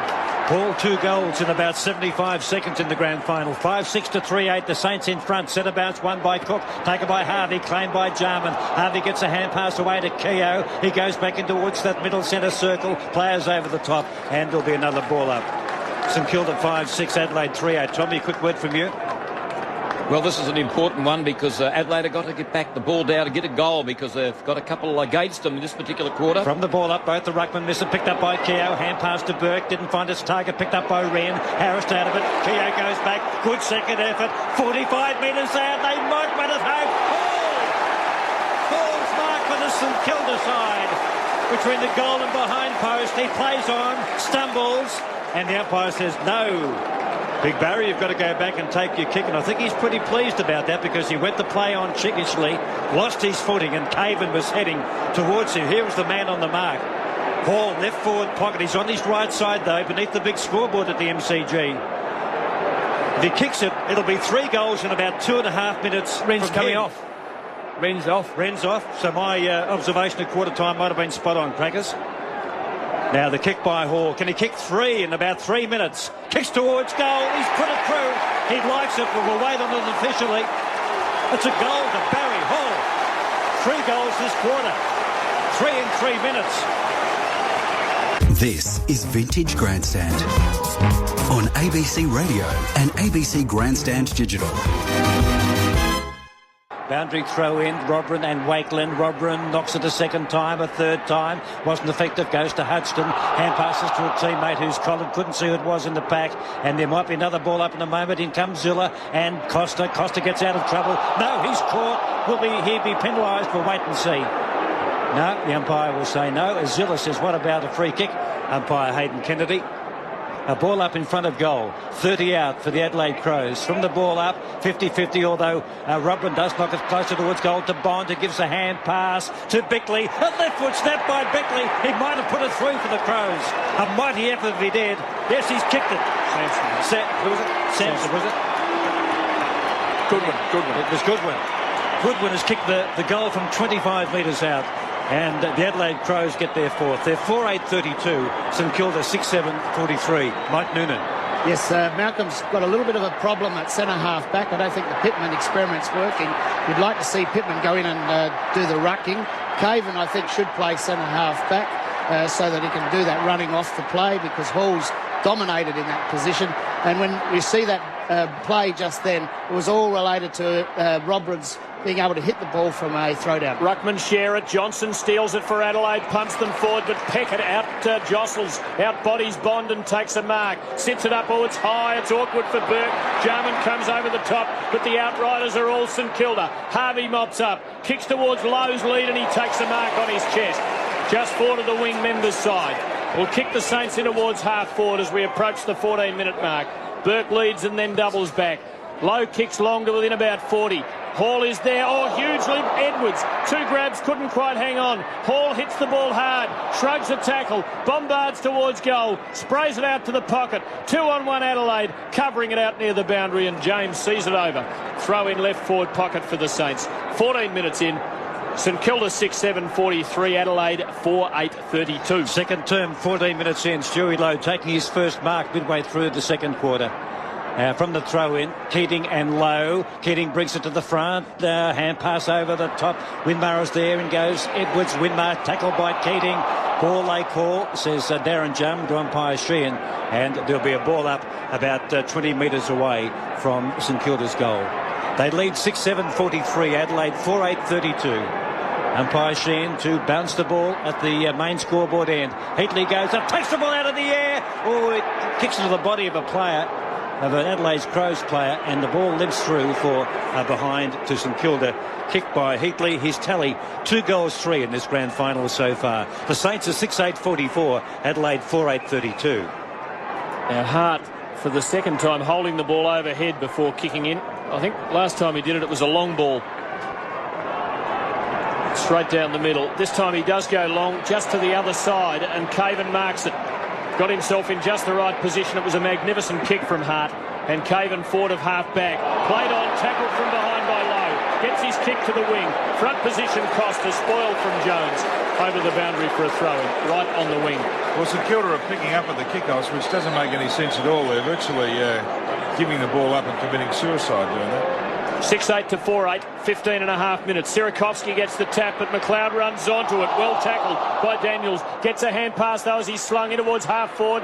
Smart, first time didn't take it with him. Second time was tackled. In goes Keating, solidly met by Cripps. Gives the Saints a chance. Daniels, quick hands to Cripps. Gets his kick through the middle. Winmar up in front. Can't mark. Panther-like recovery. Bounce doesn't favour him. Thompson gets in his way. Over the ball, another St Kilda player who is buried. That's Brown. And there'll be a ball up towards half forward for the Saints, but still outside their 50. 16 minutes on the clock. St Kilda by 2 straight kicks. Breakers, a quick word from you. Just settling down to a real good contest. St Kilda not on top of this. Saints by 2 goals. Ball up at centre half forward. St Kilda knocked down by Pittman to Jarman. Jarman's kick from half back to half forward. The ball comes down to the front of the pack to Goodwin. He's tackled and the ball held in apparently. And there'll be a ball up between centre and centre half forward for the Adelaide Crows. The Saints 6-8-44, Adelaide 4-8-32, but they lead by virtue of 3 goals in about 3 minutes. Early in the term to Barry Hall. Ball up at half forward for the Crows. Knocked down by Keating. Burke had it, then lost it for St Kilda. In goes Robran and Thompson for the Saints. And there'll be a ball up about 55 out. Tom Hafey. Yes, I think Sirakovsky is not doing a great deal in the ruck at this particular stage. I think I'd bring Cook on because nearly every ball up he's actually been as a disadvantage. From the ball up, the ruckman miss it. Harvey might emerge. Someone's lost his boot. It is Robert Harvey, the Brownlow medalist. Picked up by Bickley. Hand passes up towards 50. It goes to Keogh. Gets a nice old clip behind the ear from Robin. Aussie Jones of St Kilda pursues the ball out towards the boundary. Bond is there, takes the front position, and the ball wins. We had 11 free kicks in the first term, 10 in about the first 23 minutes, and so far only 1 free kick, nearly 18 minutes in the second quarter. Just been told the rain could be on the way. At the throw-in ruck Robran and Wakeland. Wakeland does well, takes it out of the air. He's had Robran's number so far. Kick doesn't go far, but Daniels makes it good. Hand pass to the running Thompson, who kicks beyond the centre. Hall pushing his opponent Caven in the back and gives away a free kick. He edged him out, no question about that. Took him under the ball and then took the mark. Caven's ball now between half-back and centre line. Kicks it long into half-forward. He's a lovely kick. Pittman up high, right under the ball, though, didn't touch it. At the full, Sirakovsky on it. Just about threw it out between his legs. Pittman soccers in towards full forward for Adelaide. Peck at first back. Takes it to the boundary and over. for a throw-in about 20 metres around from the left behind post. Sun still shining, 18 minutes on the clock. The Saints by 2 goals, but the breakaway early in the second quarter, which looked as though it might have been on for the Saints, has been quelled. Saints by 12 points. A boundary throw in forward pocket for the Crows. Picked up there almost by McLeod. In goes hard. Oh, that was almost a throw. It was the nudge out towards Edwards, who has a pot shot for goal out to the right and through for a behind. The Saints lead by 11 points. 6-8-44. Adelaide 4-9-33. Neil Barr. They're in a bit of disarray then at the throw-in then St Kilda. No one had McLeod or Goodwin, and then Burke tried to cover the two of them, so pretty lucky to get out of that. Should have been a goal for Adelaide. 19 minutes. Peckett kicks long around the southern side, and Wakelin has good position and will take a free kick. Costa came front on. Not a lot of physical contact. The ball spilled loose, and Adelaide perhaps a bit stiff. Kick towards Daniels, who's made some space on the wing. He takes a mark. Makes it look a little more difficult than it was. Finishes up falling over and has to pick himself up. Kicks awkwardly as usual into half forward. Nothing there at the spill for the Saints. Caven and Hall slide in after him. Hall using his body like a battering ram. Caven knocks it away from him. In goes Big Bazza. Teammates, opponents, beware. On his knees. Bad hand pass. 2 against Lowe. Knocked away from him to Jarman. Clearing kick for Adelaide. Bounces through the centre. Bounces past Robran. Past his opponent Wakelin. But attacking it comes Cripps. Kicks St Kilda back into attack, but Jarman marks at knee height for Adelaide. Plays on quickly, almost smothered off the boot, but gets it on the bounce out towards Costa. He runs away from his opponent and kicks Adelaide up towards Allen. Punched away by Shanahan. Pursues the ball out towards the back pocket. Good effort there by Allen to knock him off the kick. The ball rebounds to Allen. Good effort. Gets the hand pass in towards Edwards. Edwards goes short and the mark is taken by Bond. Good effort by Allen. A lot of people wouldn't notice that. But he really contested, and his second effort set it up. And Bond is marked about 30 metres out directly in front for the Crows. 20 minutes in, second term. The kick by Bond on its way. It looks to be pretty close. We'll wait on it. He's put it through. Adelaide get their fifth. There's only 5 points in this grand final, 20 minutes in the second term. St Kilda 6-8-44, Adelaide 5-9-39, David Mackay. Well, good effort by Bond and also by Ellen, but I think the play of that particular part was the player that tapped it back into play and gave it back to Ellen. And that was a terrific effort. I'm not sure whether it was Connell or one of those other smaller players up on the forward line, but that was terrific play to keep the ball in and to give Ellen the chance to get it through to Bond. Crows keep on coming. The Saints kick to a 3-goal lead. Adelaide are right back in it. 5 points at the bounce. Winmar up in the centre square now. Takes it off the Packers. Tackled. Ball held in. Umpire Nash calls no. Winmar's free kick. High tackle. He'll take it. Centre circle virtually. Kicks awkwardly. Mongrel kick into half forward. Easy for Hart to make the spoil on Heatley. At the fall, socket away by Connell for Adelaide. Jones, tremendous acceleration. First man there for the Saints. Hand pass to Brown. Under the pump though from James. Dispossessed. Mopped up for Adelaide by Smart. He's well tackled by Jones. And now Jones runs onto a rebound. 60 metres out. Left foot kick. Hall is there and can't mark this time. Knocked away by McLeod. Through for a behind. He should have taken that one. That was about the easiest opportunity he's had, and he didn't quite grab it. 6-9 to 5-9, 22 and a half minutes, Crackers. Yeah, should have swallowed it, but a bit of pressure. That's all you need.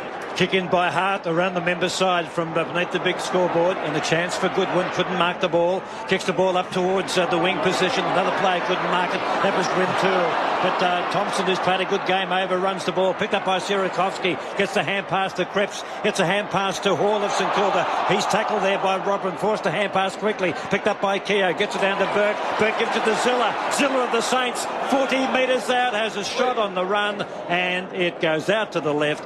And I think the only saving grace there was that it wasn't out on the full bounce just before the line. So the Saints will have another scoring opportunity, left forward pocket beneath the big scoreboard. St Kilda 45, Adelaide 39 in the grand final. Could have run all the way home there, or a large part of it.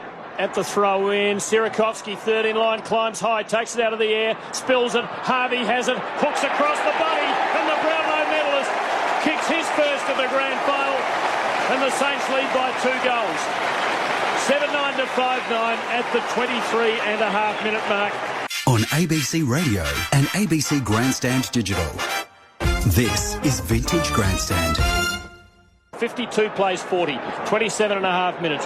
Short kick now to Brown, who's in some space, turns and runs, has a bounce, kicks St Kilda into attack, an untidy kick. How's the bounce? It beats Caven. 1-on-1 now, Heatley and Hart. Hart knocks it to the boundary and over for a throw-in. Left half forward flank for the Saints. First quarter went something like 32 minutes. And we've had more goals kicked in the second, although not quite as many behinds. At the throw-in, Lowe and Keating. Keating front position, Lowe left-hander, but straight to Connell. Tackled, good hand pass to McLeod, who breaks away with his pace and he kicks towards Bond's lead. Spoiled by Peckett was good.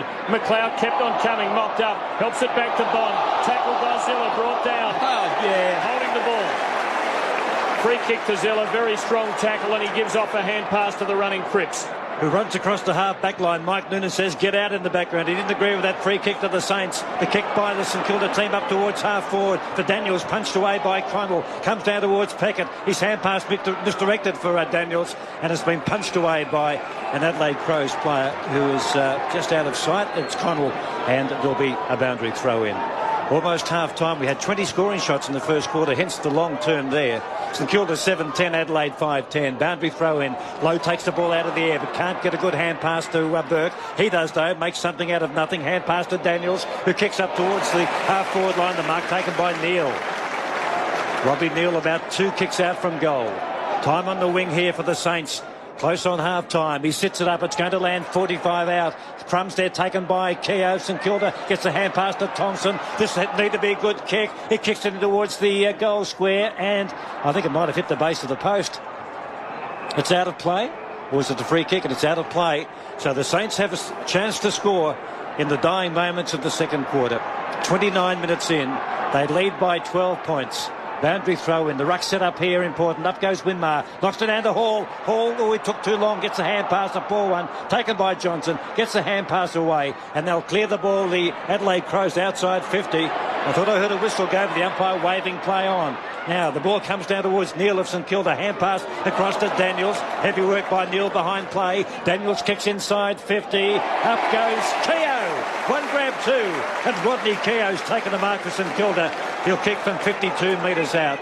Now, Crackers, if the siren went now, could he kick it from there? He'd have a go at it, Rodney, and he comes from good blood, and that's what you've got to do. Well, my question is about to be answered. 51 metres out. Rodney Keogh, he's hooked it. It's out to the right. And he's put it through for a behind. But it means the Saints lead at half-time in the grand final by 13 points. At quarter going 2 seconds after, under 30 minutes, 29-58. Half-time, it is St Kilda 7-11-53 to Adelaide 5-10-40. Vintage Grandstand on ABC Radio and ABC Grandstand Digital. Half-time in the 1997 Grand Final, and St Kilda leading Adelaide by 13 points. The Saints looking for their second ever premiership and 13 points to the good at half-time over Adelaide. Alistair Nicholson, Mark McClure and Julian De Stoop reliving the ABC call of the 97 Grand Final and speaking to some of the key participants in it. We've already heard from Peter Caven and Nathan Burke. We had Aussie Jones lined up. I think listening to this has brought back bad memories. He's pulled out. He's pulled out, lad. So Max Hudson stepped in to fill the void. In a moment, we'll be speaking with Shane Ellen, who was a hero from the Crows' perspective that day. Later on, Mark Bickley as well. Just a quick comment, though, on the commentary team, lad. So we've got... Had a good budget back then. We've got Swan Mackay, Neil Baum, Peter Knights, Crackers Keenan, Tommy Hafey, Mike Noonan. 6 expert sellers alongside Smooth, Peter Booth and Tim Lane. Days of social distancing, I'm not sure that would work. And Sellers, how would you go getting a word in with 5 other experts on a Saturday afternoon? Well, sometimes you can relax. I'd be worried for the other experts getting a word in, not Sellers. That'd be no drama. Oh, look, they had a lot there, didn't they, really? And they got some lots of experts. I mean, Swan Mackay was a star player, let me tell you. Absolute star. Neil Baum, Neil Baum actually hit a couple of our players at times, and Swan was around that time as well. And I think he bashed Swan as well one time, so it would have been interesting. Tell you what was interesting, one of the most surprised grand final performances in the history of the game, the move of Shane Ellen into the forward line with Tony Modra not playing for the Adelaide Crows in the 97 grand final, and Shane kicked 5 goals in the GF. He joins us on Vintage Grandstand. Shane, thanks for your time. Shane, are you there? We'll get back to Shane Ellen. He's dropped out for a moment, but this was an extraordinary performance. You talk about Jarman during this final series and his performance in the grand final as well. Shane Ellen had kicked 3 goals in his career in 38 games. It was his 38th game, that grand final of 97, and he pops up and kicks 5. Yeah, just looking at 97, he only played 10 games for the year. He didn't come into the side to round 12. So, in terms of biggest grand final surprises from an individual, it's got to be right up there. Oh, incredible. Unbelievable. Each 38th game, but it's Jarman with 6, Ellen with 5, and Bond with 4, and they kicked 15, and the opposition kicked 13. So that was the end of that. Shane's with us. Shane Ellen, great to have your company. Thanks, guys. Good to be here. Gee, you must have been asked about this performance on so many occasions. What can you offer us in regards to how you reflect upon that now, Shane? The more grand finals I see, the more I realise how special they are. And how much interest it did generate. Even now, I get asked about it. In particular, with AFL people, not so much in Queensland, but if I go back to Adelaide or Melbourne. So yeah, it's great to reflect on it, and my 16-year-old son, he's pretty proud of it as well. Tell us about how Malcolm Blight conjured the plan and then informed you that you'd be playing in the forward line, obviously with Tony Modra out with a knee injury. Yeah, he had a bit of a knack, Blighty, to give people roles. It didn't matter if he plucked them out of the SNFL reserves, but he must have seen something in me that said that I could play forward, because I hadn't played forward a lot. And again, probably to put me at ease, told me earlier in the week, I was pretty confident that I was playing in the grand final, because my finals performance was okay in preliminary final. So when he told me that I was playing full forward, I don't think I gave much of a reaction. So he sort of turned back and said, "So you got a game?" And I, so from that time on, I kind of thought, shit, maybe I wasn't getting a game. But I was pretty happy. And then that week I could sort of settle down and work out what my role was. And I don't think he expected too much. I think he just expected a bit of a target up there. Obviously, Tony Modra went down the week before, and big shoes to fill. I knew I wasn't going to do that, but all I wanted to do was just play my role initially. So who did you play on? Did you play on Shanahan, or did you play on Wakeland, or who did you play on? Yeah, I played on Shanahan initially, and then when I went back, played on 3 or 4 other players, Rod Keogh, Andrew Thompson as well. But initially Shanahan. It's an interesting move, because your movement, and Shanahan wasn't all that quick, and he was cumbersome at times, and then Jarman took him to pieces. He did, yeah. I mean, he had a pretty average game, didn't he, Shanahan, unfortunately for him. But, for Jarman to kick 5 goals in that last quarter, it was, at times I think I just stood back and just watched him do his thing, It was like being in the presence of royalty. Yeah, but it was actually, the coach is pretty smart. He put someone on him who moved him around and made it different for him and hard for people, because what you got to do is take them to where they don't want to be. And obviously, Blighty was smart enough to do that. Yeah, exactly. I mean, in the first quarter, I kicked a couple of goals, and I think probably surprised Shanahan a little bit, maybe. And then in the second quarter that he's created, he got on top of me, and that's why I was put back to half back, because I think I had a handball or something like that. So obviously, Blighty saw that Jarman was a good matchup for him, that's for sure. Shane, what are your memories at half-time? We just had Nathan Burke on before, and he said the Saints were, 13 points up, and they got a bit of a bake from Stan Ells, which surprised them. What do you remember about how you guys were feeling and what Malcolm said at half-time? Yeah, I don't remember a lot about half-time, to tell you the truth. I do remember him coming in and sort of, I don't know whether he's yelling, but he seemed pretty frustrated.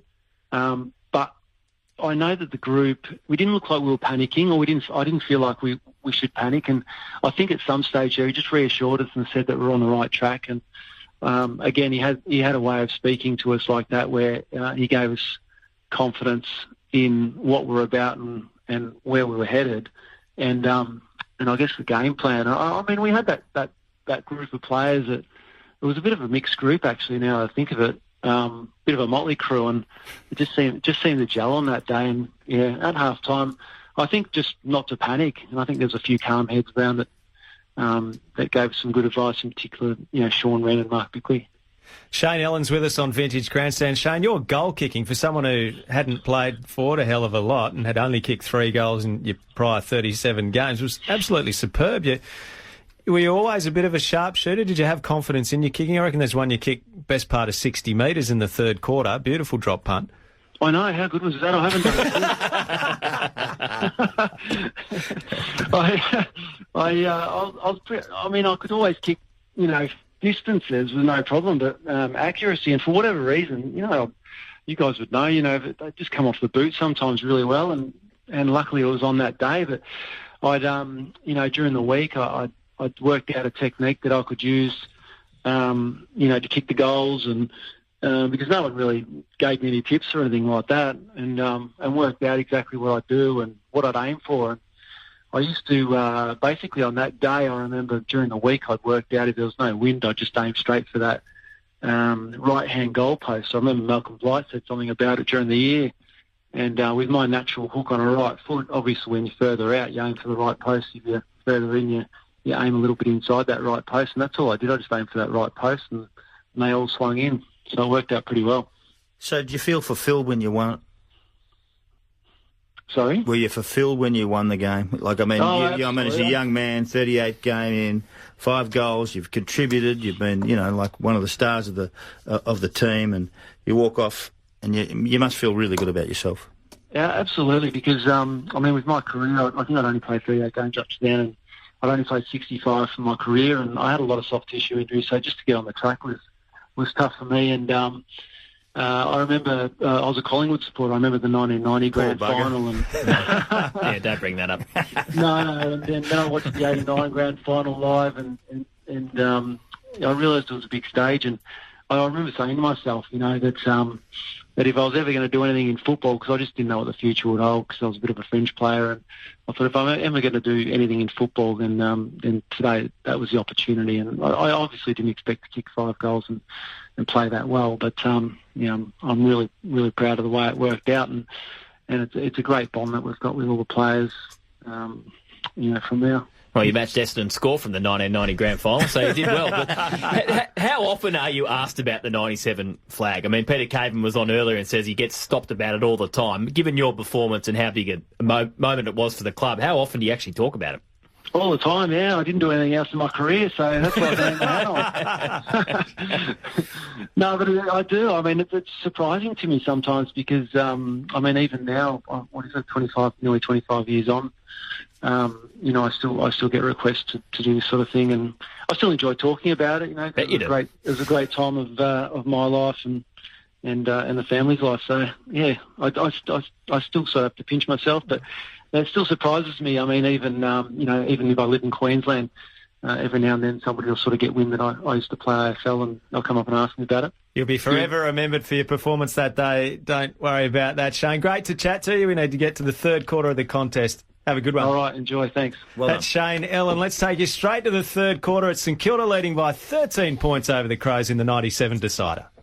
Sheehan holds the ball aloft, and the second half of the grand final is underway with St Kilda leading by 13 points. It's a terrific bounce, won by Cook, knocks it up towards half forward. Gio there, burst through the pack for St Kilda on his left foot, kicks the ball up towards centre half forward, off the pack, a chance there for James. James of the Adelaide Crows, hand pass to Hart across the half back line and finds Edwards. Edwards gets a hand pass to Caven in front of Bay 13, gets around Winmar, floats a hand pass further down the field, and it's taken by Goodwin. Goodwin from half back, kicks around the outer wing, up goes McLeod, can't mark. Spillage picked up by Burke of St Kilda.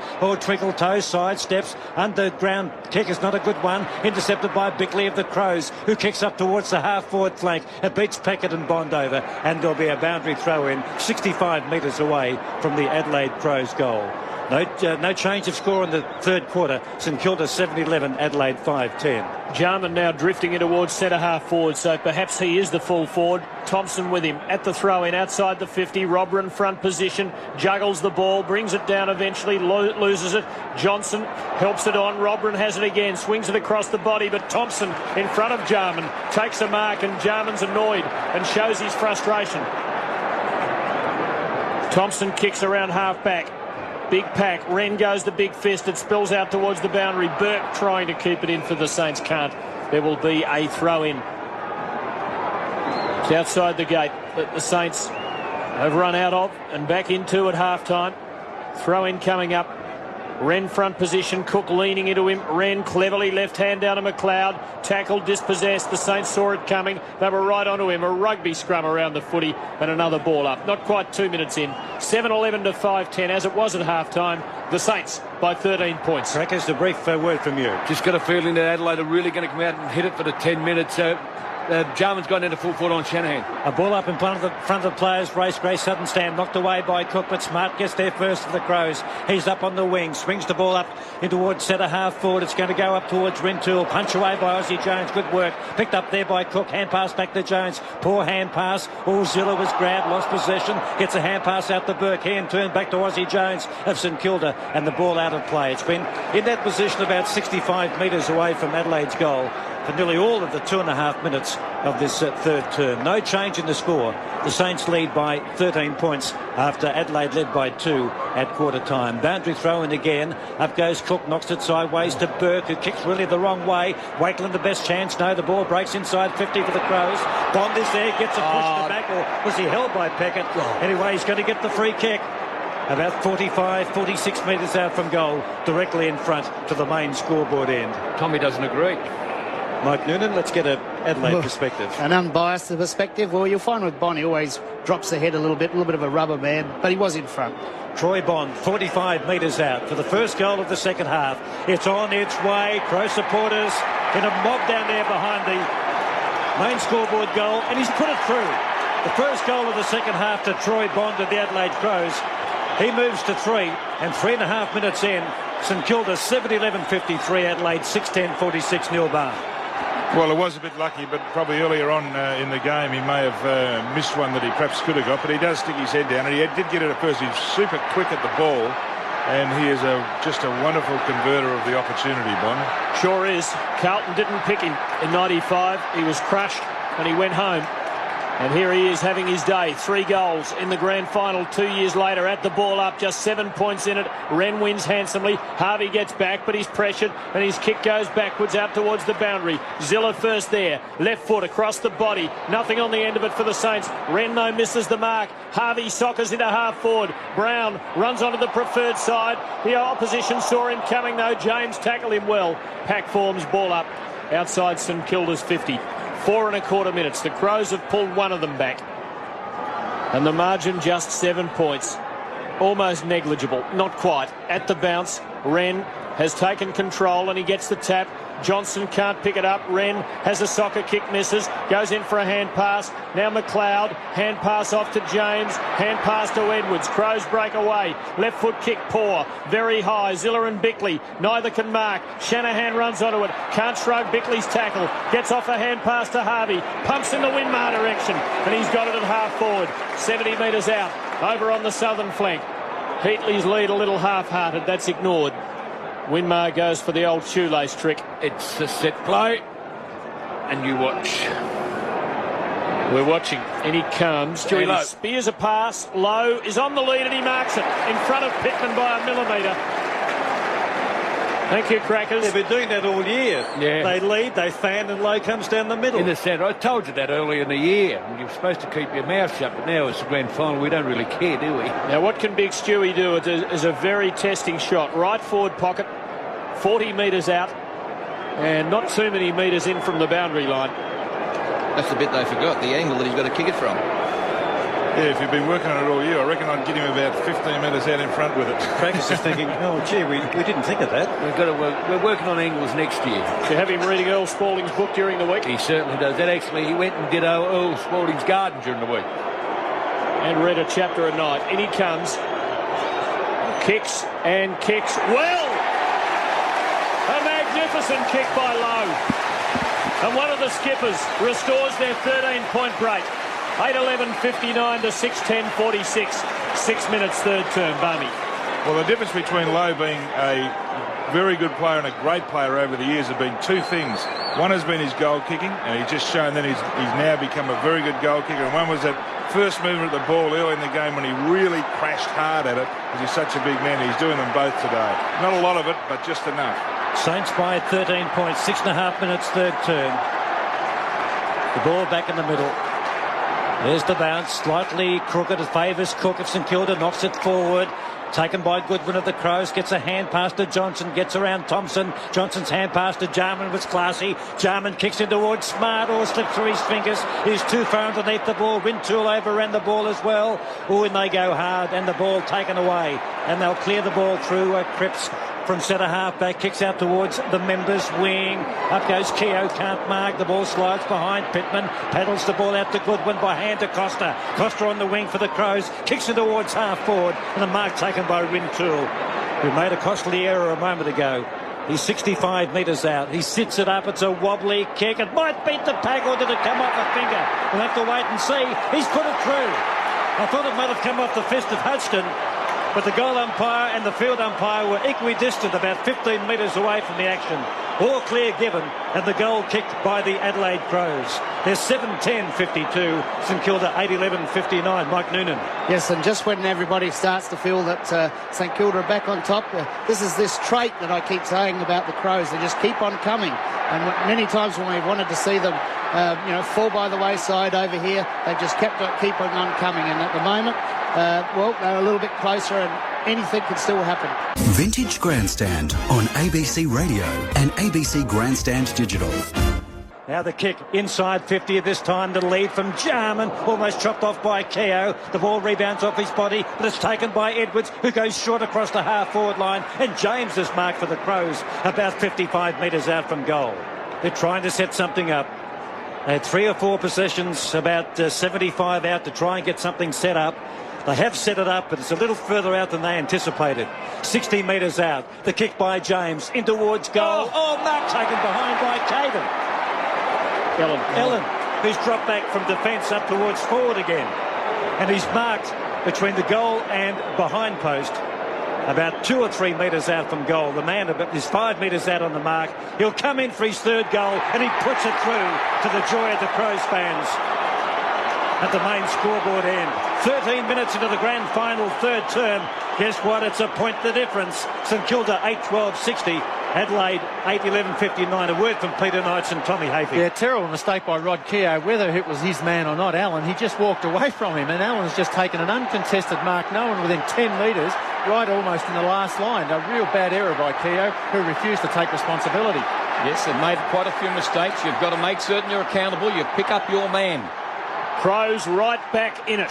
Up to their eyeballs. A point the margin. 13.5 minutes third term. Umpire Nash bounces and Wren wins. Gives them 20 metres. Daniels there for St Kilda. Gives it to Burke. Kick goes nowhere. Stolen by McLeod. Breaks away. Has a bounce. Keep coming, they say. He's tackled. Gives it to Connell. Terrific hip and shoulder by Wakeland. Ball spills. Picked up by Daniels. Hand pass to Zilla. Sideways kick and the Saints are away. Hutchton runs off the 50. Trying to draw Costa to him so he can loop it to Aussie Jones, and he does. Jones on the wing. Stabs a little kick towards Hall. Awkward half volley for the big fellow. In goes Peck and he's tackled. Hall's got it again. Backwards to Harvey. Breaks away out towards the boundary. Hand pass to Lappin. Just on for Brown. Keeps it in on his left foot. Kicks very high. Under it is Cook. Can't mark. Good mark for Adelaide. Taken by young Goodwin. Brave effort that. Goes wide. And in the clearance, Bond breaks away down the southern side. Couple of bounces. Spears a pass to Smart. Takes the mark 60 metres out. Jarman's one out with Shanahan. He goes for him and he's got it. Trouble now. Trouble for St Kilda in the last 2 or 3 minutes. They've started to open this up a bit. Jarman can give Adelaide the lead halfway through the third quarter. Suddenly it's St Kilda breaking down up front and cracks showing in the defence, although that time the movement of the ball was so swift that there wasn't much they could do. Man on the mark, 40 metres out, the angle about 45 degrees, and Darren Jarman is a wizard. In he comes, and he kicks a goal. The Crows have hit the front in the grand final by 5 points, 9-11-65. St Kilda 8-12-60. The Crows have come out and kicked 4 goals to 1 since half-time. It was a wonderful mark by Goodwin under a real pressure at half-back.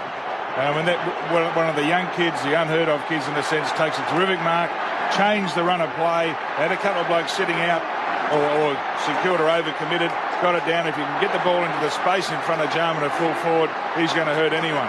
So it was a terrific, really, turnaround of play, started by the very courageous work by Goodwin.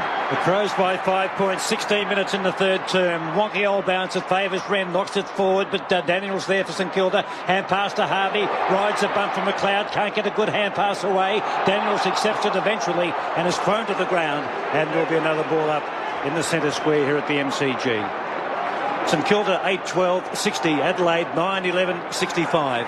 4 goals to 1 this term by Adelaide. From the ball up, Wren got a finger to it. Johnson is there. The ball punched away by Connell up towards half forward to Costa. He goes to ground. Bickley is there. Harassment from Zilla. Zilla toe pokes the ball out towards Keogh. He's collared. Gets it out towards Jones. Jones is Kilda back towards Zilla. Zilla's outside 50. Well tackled by Robin.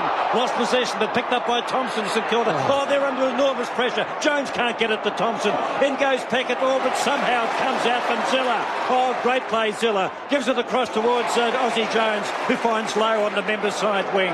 The Crows lead by 5 points. Stewie Lowe, oh, it's a shocking kick off the inner side of his boot. Out towards 50. Hall is there. Heatley tries to keep it in. Hand pass towards Winmar. Pursuing him is James. He stood in Winmar's path.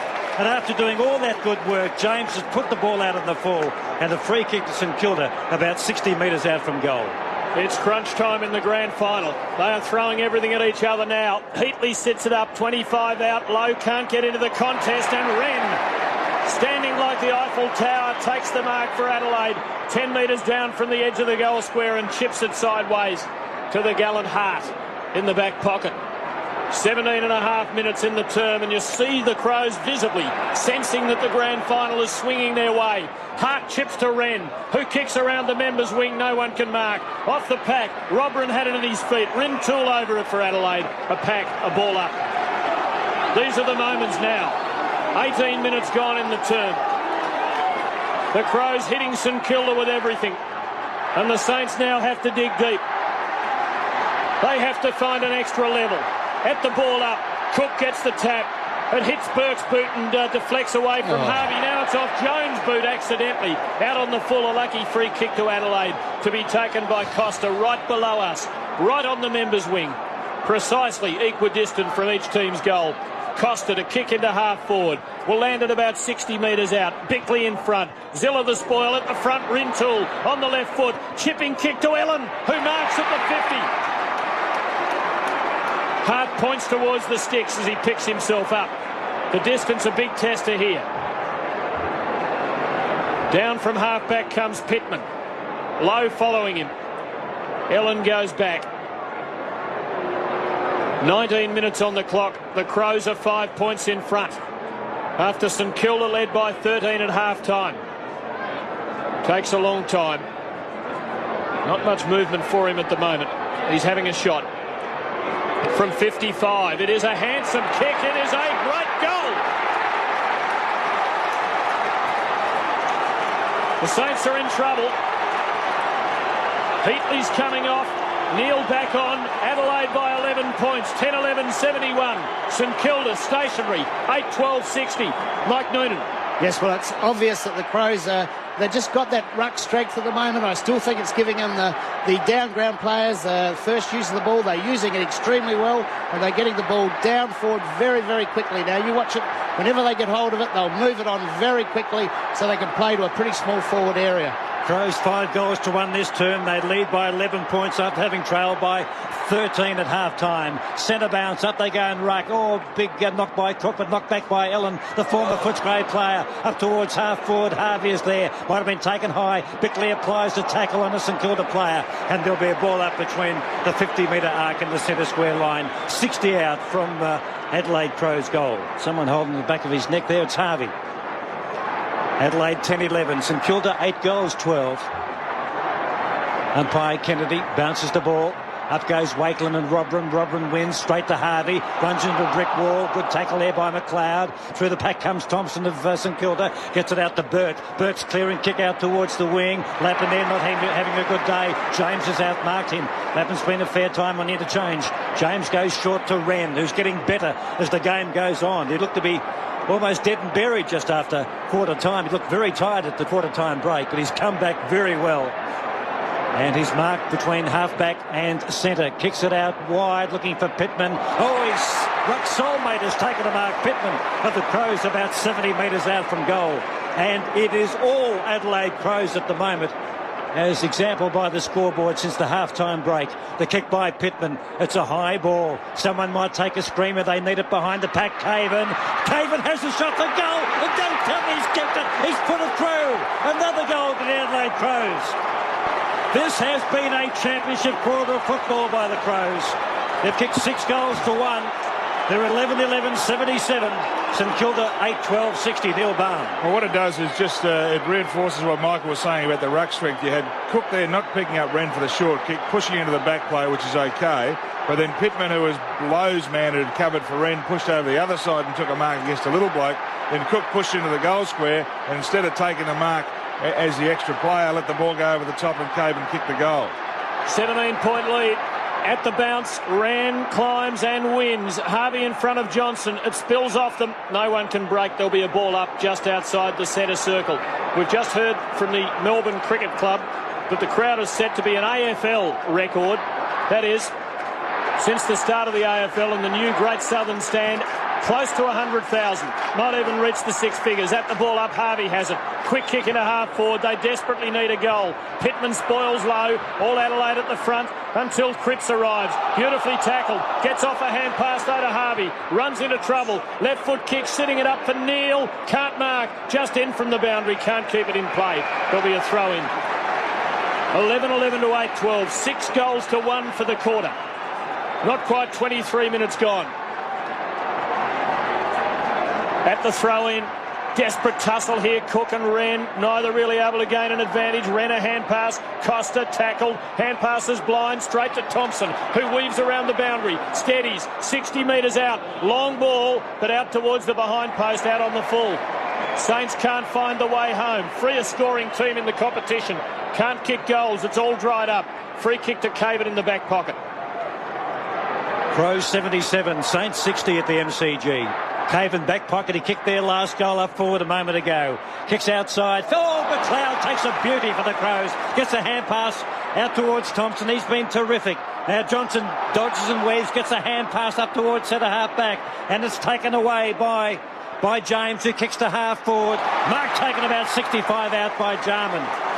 And they look to be pretty emphatic at the moment, the Crows. Jarman, no one home. Bombs it in. It needs an off break. No, it takes a worn break. Out towards the pocket. Picked up by Smart. Hand pass out towards Bond. Hudson there. Our boundary line close, and Hudson works it over for a boundary throw in. They're under enormous pressure, the Saints. 20 metres out from Adelaide's goal beneath the big scoreboard. 11-11-77. St Kilda 8-12-60. 24 minutes in. Third term. Wakeland knocks it down behind. It comes down towards Thompson. Paddles straight to Bickley, who was tackled. And that was a good tackle too, because the St Kilda player could have taken him high as he put his head down and came into his body. That was Zilla, I think. And under the circumstances, that was a very good tackle not to give away a free kick close to goal. Crows pressing again, 24.5 minutes. Another one here would be disastrous for the Saints. It spills dangerously towards McLeod. He's got it, has to go backwards. Robran hasn't done a lot. Left foot trickles off his boot straight to Burke, who clears for the Saints. Around towards the southern wing. No one able to mark it. Low first man there, didn't accept it at the first bite. In goes Neil for the Saints to try and hold it in, and does. There'll be a ball up on the centre line. St Kilda desperately needing to pull back at least one. 25 minutes on the clock, third quarter. No team has ever won 4 consecutive finals in a season. Adelaide stands at the threshold of that and the flag. At the ball up, Wren gets the tap. Harvey, though, runs onto it for the Saints, uses the acceleration, breaks away, kicks low into half forward. James for Adelaide couldn't mark. Attacking the ball was Edwards. Winmar swoops, left foot snap, goal!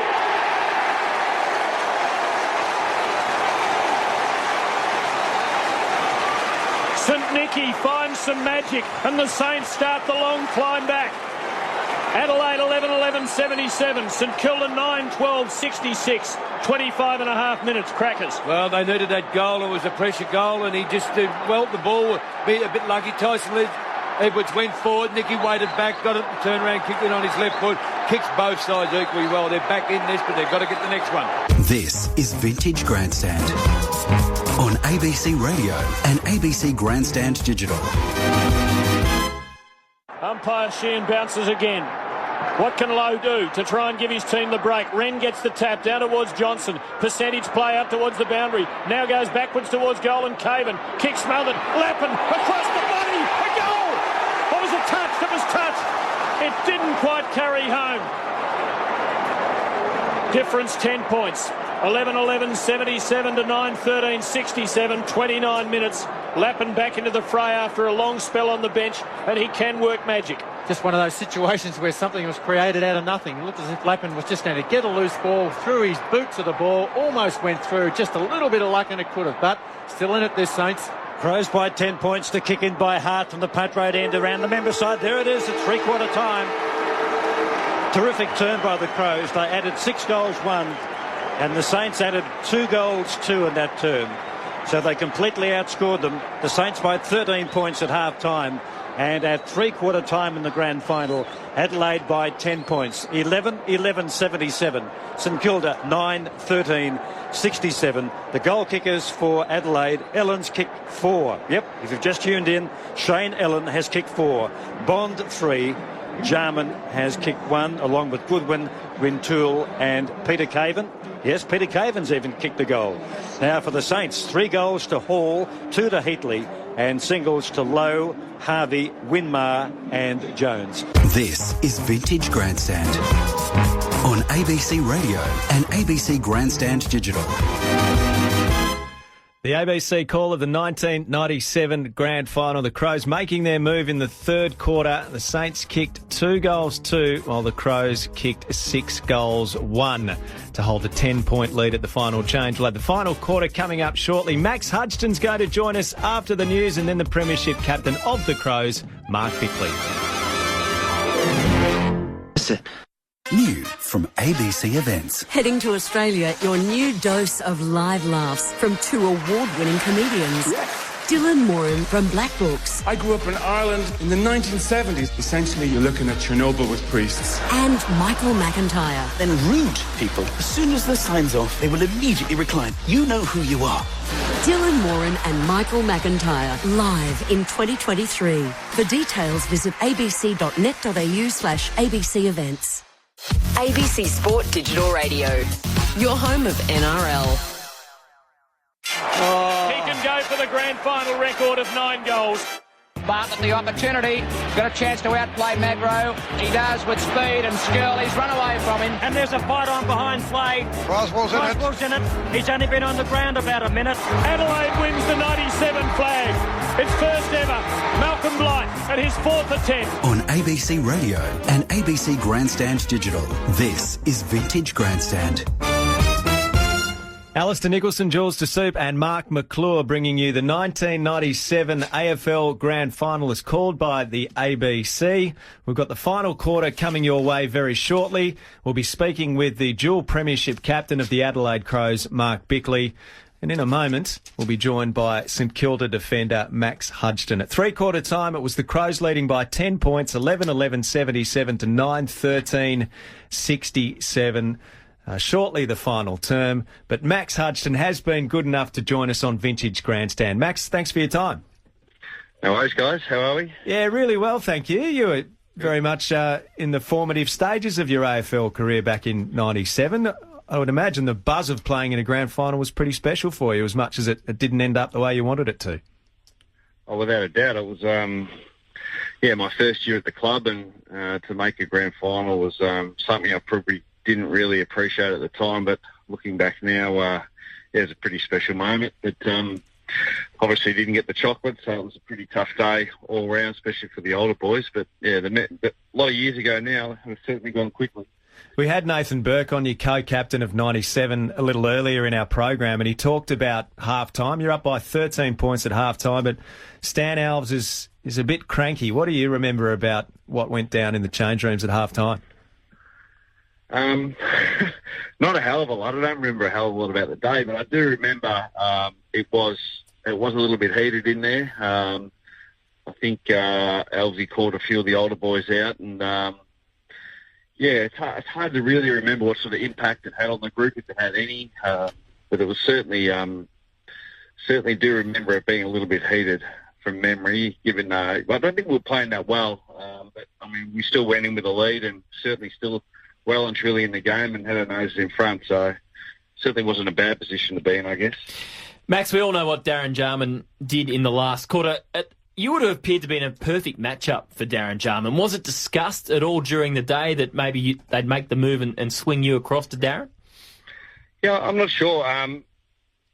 I played on Darren Jarman pretty much from 98 onwards until he finished from then on. So, but Jamie Shanahan had left the club 98. I think he went to Melbourne. I'm pretty sure it was. And so it wasn't really discussed. I played on Nigel Smart that day. And, I mean, he was known predominantly as a defender, but he was certainly he was pretty dangerous forward and probably just as agile as Darren Jarman. But yeah, I mean, logic said it in hindsight, after my career progressed, that I would have been a good matchup. But who would have known? I might have had my pants pulled down as well. Bloody midfielders. Boys. I mean, Jesus, who knows?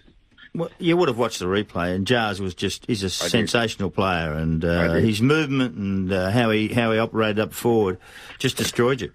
Well, the one thing I'll say about Darren Jarman is that I played on him for a lot of years, and I played on him in Adelaide one time, and I played on him for 3 quarters, and he did nothing. And I was so happy with myself. I'm like, man, I absolutely destroyed this bloke.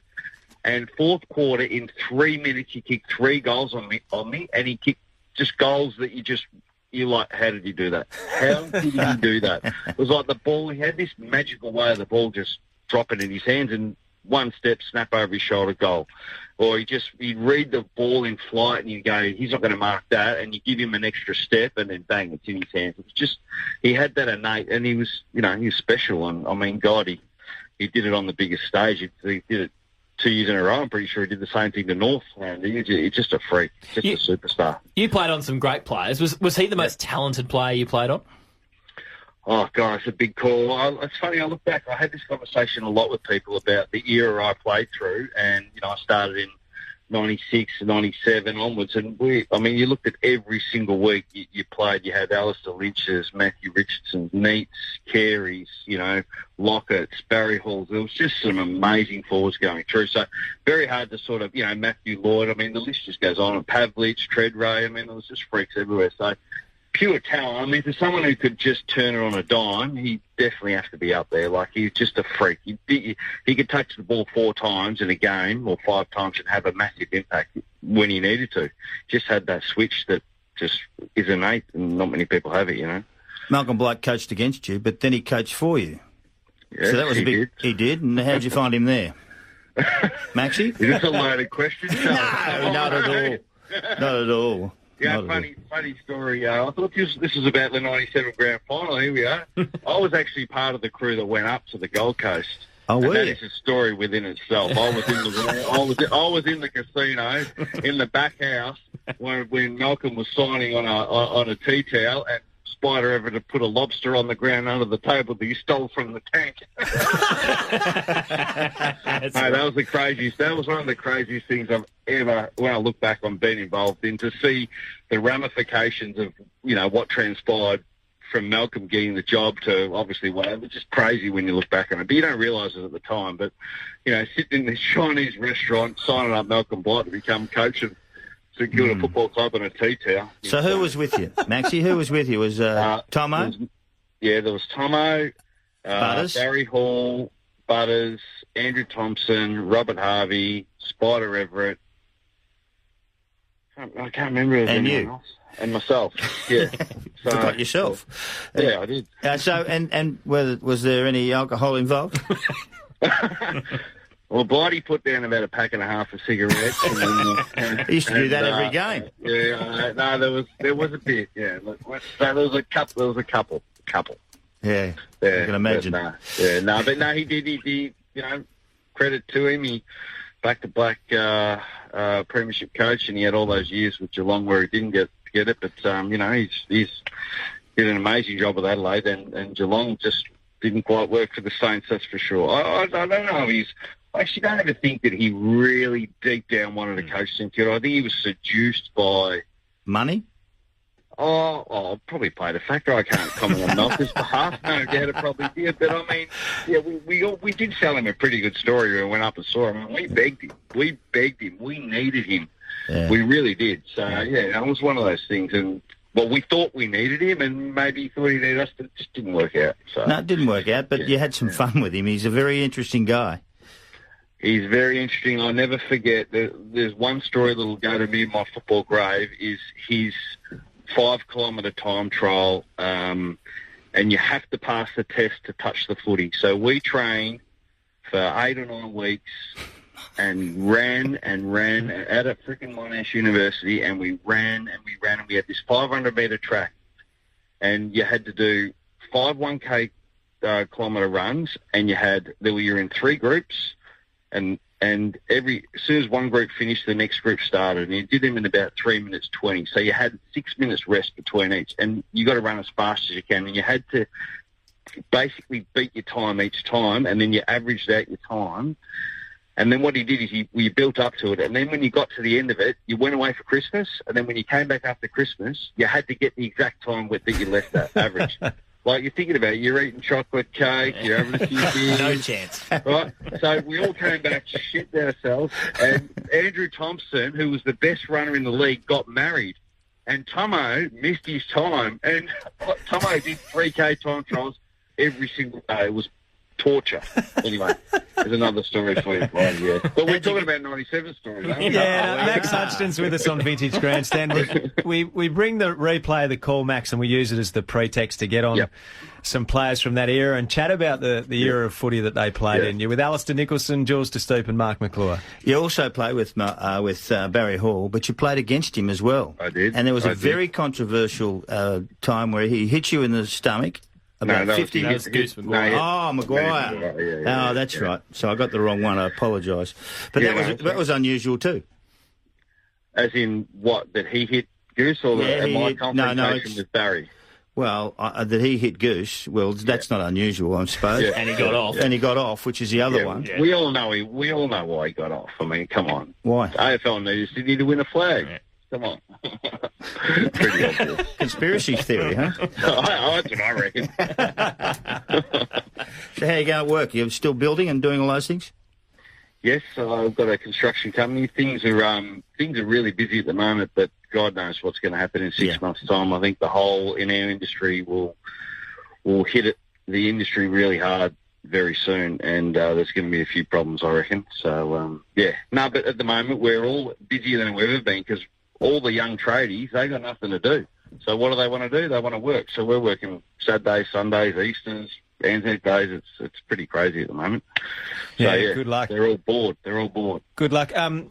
You were a late call-up, Max, but I'm glad we got you on. Ozzie Jones, we arranged for Ozzie to come on during the week. He used to do a bit of work with us on Grandstand as well, so we thought it was a sure thing. When I first came to the club. Did you? Yeah, he's a good man, Ozzie. Now, were you in the house with Skinny Lappin and Joel Smith and those boys? Okay, well, there's a question I was going to ask that now involves you as well. But Ozzie pulled out today. I think he had better things to do in the end.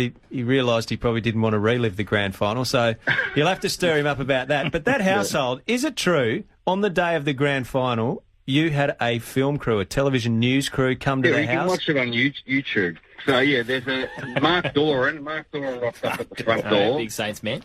Right, and he got Ozzie and Brownie did an interview, and I did not want to go near him. He's trying to get us all out of the rooms, but nah. Yeah, it's quite amazing. Another story, actually, about that is we were sponsored by Tui's at the time. And Tui's actually dropped off to our house a slab of beer, and all the beer was printed 1997 Premiers St Kilda. I've still got 4 cans, and I didn't even open them, of us actually saying that we won the premiership. Is that that'd be worth a lot of money, I reckon. That's a bad undrinkable. That's a collector's item. Undrinkable. They would be. It's amazing. Anyway, they jumped the gun, I think, there, didn't they? So when the news, Mark Doran rolls around, is that impromptu, or had that been arranged by the club that on the day of the grand final, the young boys would have... Pardon? Yeah. I wouldn't have thought that would have been arranged by the club. I can't actually recall, to be brutally honest with you. You wouldn't have had a media manager then? Yeah, good days. Yeah, no media managers. I think Aussie did a bit of media maybe with Mark Doran. Look, I really don't know. I'd be Aussie side deal. Yeah. No, I'm not 100% sure, but it was quite. I mean, that wouldn't happen obviously this day and age, but it was a bit more relaxed back then. So, what do you think Aussie's doing today? I think he's working hard. He had a big job he had to get out of the factory. I think. I'm not certain about that.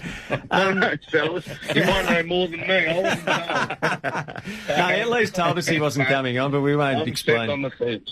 Yeah. Hey, Nicky Winmar in the lead up to that grand final obviously was the tragedy surrounding his father, Max. What do you remember about the mood around the team and obviously the delicate nature of Nicky's build up to that grand final? I think you have to take a couple of weeks step back as well. We lost Spider, who was an absolute superstar, Peter Everett, in the qualifying final against Brisbane, broke his collarbone. That and this is not make excuses. Adelaide deserved, blah blah blah. But the loss of Spider was huge, and then that really shunted the group a bit. With the drive that he gave us as a team, even team balance. With Stewie not having to go on the ruck and. Big Lazar then did his knee, but Lazar Vidovic did his knee as well. So we had a bit of unluck. But then coming to the grand final, and Nicky was coming near the end of his career at St Kilda, but he was still very influential person at the club at the time. So I mean, it was devastating, and it got through to all of us pretty early in the day. So it was. Certainly hard, and Stewie Lowe's had a few issues with, some family issues as well. But the day of the grand final, so there was quite a bit going on for such a big game. So we're going to bring you the last quarter in just a moment, listeners. But we've got Max Hudson with us on the line, and he stepped up like he did so many times for the St Kilda Football Club over the years. He stepped up for us today on Vintage Grandstand. Did you have a method, a bit like a modern-day Dylan Grimes, I suppose, Max, in that your capacity to play on the bigger and smaller players, your versatility? Did you have specific methods for playing on different players that you can share with us? I don't know if I had a method. I suppose I always seemed to have the ability. I had I had good closing speed and good speed off the mark. Couldn't really mark the ball that well, but I could punch it all right. So, I suppose I don't know. It was like everything. You got a lot of I always believe. My philosophy was 80% of the work was done before the ball's even there. Yep. So I had a saying, don't be a caravan, clip on the back and be towed around everywhere by your forward. Dictate, try and influence if the ball's getting switched, be in the area that he's going to get it. Try and reduce the odds of him going to get it, you know what I mean? So that was sort of my mentality. I used to do a lot of work before the ball was even there, like check them up the ground so they didn't get to the spaces. So it sort of translated to, being able to play on the talls and the smalls and, and try and, I don't know, use your body to influence a little bit rather than just, like I said, be clipped on and towed around like a caravan. So that was sort of the way I approached it. Hey, Maxie, what I remember when I was involved in that place for a little while in St Kilda, and that you were the go-to man. Whenever there was a problem, send Max. And that was the key. No, seriously, that's what happened. We've done it today. Well, we've done it again today. And the other side of it, he's got real pace. He's agile. He's tall. He's got a lot of assets that most people don't have. Max, great to chat to you. Really appreciate you sitting down and having a chat with us. Pleasure. Always good to have a chat. Not that we relived any glory days, but it was a bit more doom and gloom.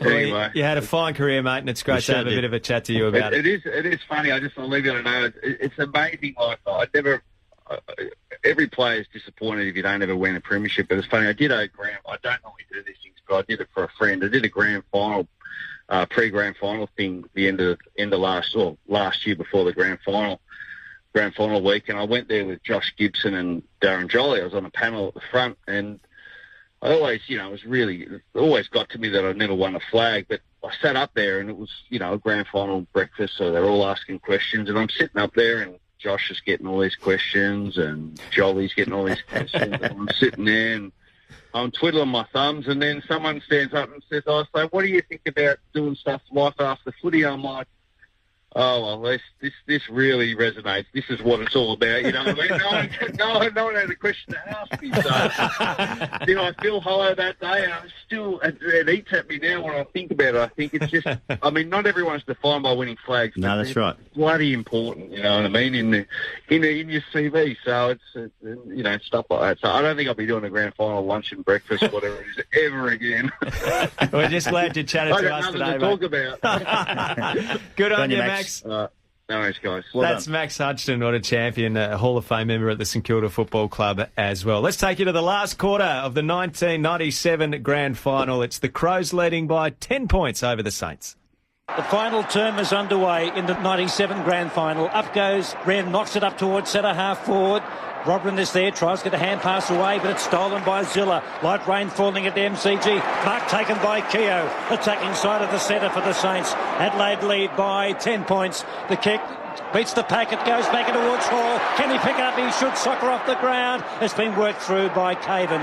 Hall bent down to pick it up. One would have thought he might have tried to have a little toe poke from about 20 metres out. It was on a 45-degree angle. Took too much time and rushed through by the Adelaide defence. He's got to pick it up smooth. Come on. Didn't work. Oh, yeah, well, it wouldn't have worked if he had a socket. I can guarantee you that. Might have done. No, it wouldn't have. Hard to put the ball back into play. 9 points the margin. Goes southern side and goes long. Out over the 50. The lights are on now as the weather's transformed off the pack. Saints, if they can keep it in, are a chance. They can't.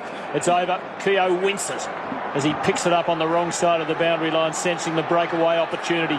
It slipped through his fingers. Throw in.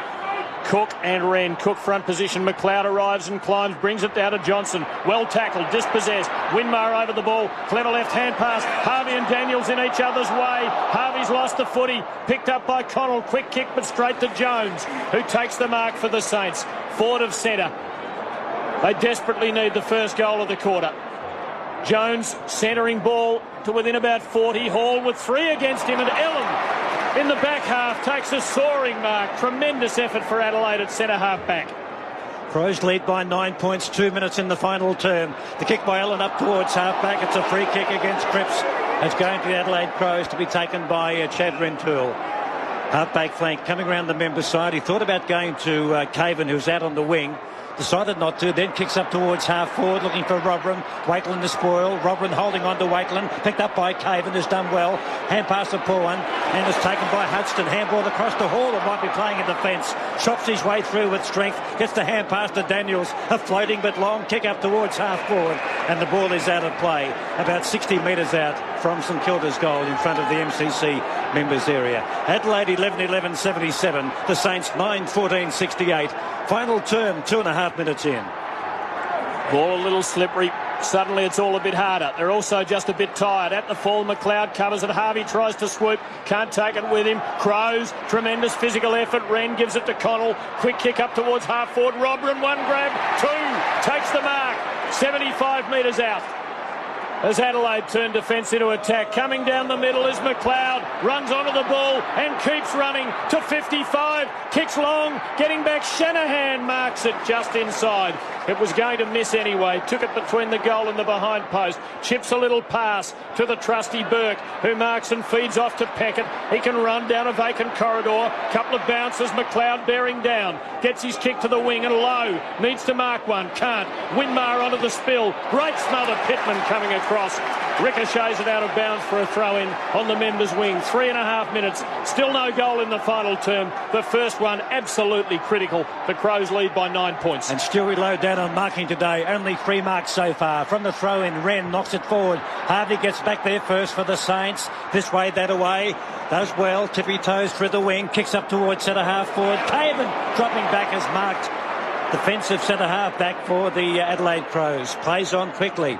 Kicks the ball from half back. It's coming up towards the point of the square at half forward. Oh, it's going to be against Cripps for holding on. Rentoul of the Adelaide Crows will get a free kick. 65 out, has a bounce. They're closing, but he kicks long down towards Shanahan. Almost a mark to. No, free kick to Jarman. Being held. No, is it going the other way? We'll wait and see. It's going to Jarman, I think. Against Shanahan and St Kilda for holding on, obviously. Zhirakovsky's about to come on. But what did you think, Neil Barham, on the replay? it's a very easy way out for the umpire, that one. The grand finals are decided by things like that. Doesn't seem right. Well, 7 free kicks only in 2 quarters. You've got to be really positive that it's so close to goal it's being earned. I don't think what Shanahan did stop Jarman. He's put it through. Jarman's kicked the goal. He's kicked his second. And the Crows get their 12th at the MCG. They're 12-11-83. St Kilda 9-14-68. Swan Mackay. Well, I must admit, even watching the replay, I can't really see. He must have interfered with him, and the umpire's closer to make that decision. But it looked to be a soft one, as Barmy said. And the trend of play, we would have thought that was absolutely a play-on decision. But Jarman makes every post a winner, and he gave him any opportunity near goal, and he finishes it off. And he was a match winner last week. And unfortunately for the Saints, it could be again this week. Again, Adelaide's lead out to 15 points. An uphill climb for the Saints. 5 1/4 minutes into the last quarter. Plenty of time left. But where are those goals going to come from? Umpire Kennedy bounces the ball. Cook gets a good run at it and wins. Taken by Keogh. Squirts a hand pass to Harvey. Left footer into half forward. Big men up, no one can mark. Hart the only one waiting down. Covers it, takes it to the boundary. Shields the St Kilda players from it with his body and sees it over. Throw in 30 metres around from St Kilda's left behind post. They must find some precision as they work their way towards goal. It is lacking at the moment. Pittman and Lowe wrestle. Lowe cleverly. Burke snaps towards goal and kicks a goal. The co-captains, brilliant work, Stuart Lowe. Used the body. Masterly little palm to Burke, who snapped as though he was shelling peas. 12-11-83, 10-14-74. Crows lead by 9 points. I don't want to say I told you so, but who's picking up Burke, do you think? Is that McLeod? Yes. I think he does. He just doesn't pick up, and they're going to straight to Burke and he's kicked the goal. So he's not looking at Burke at all. The Crows by 9 dangerous. points, 83-74.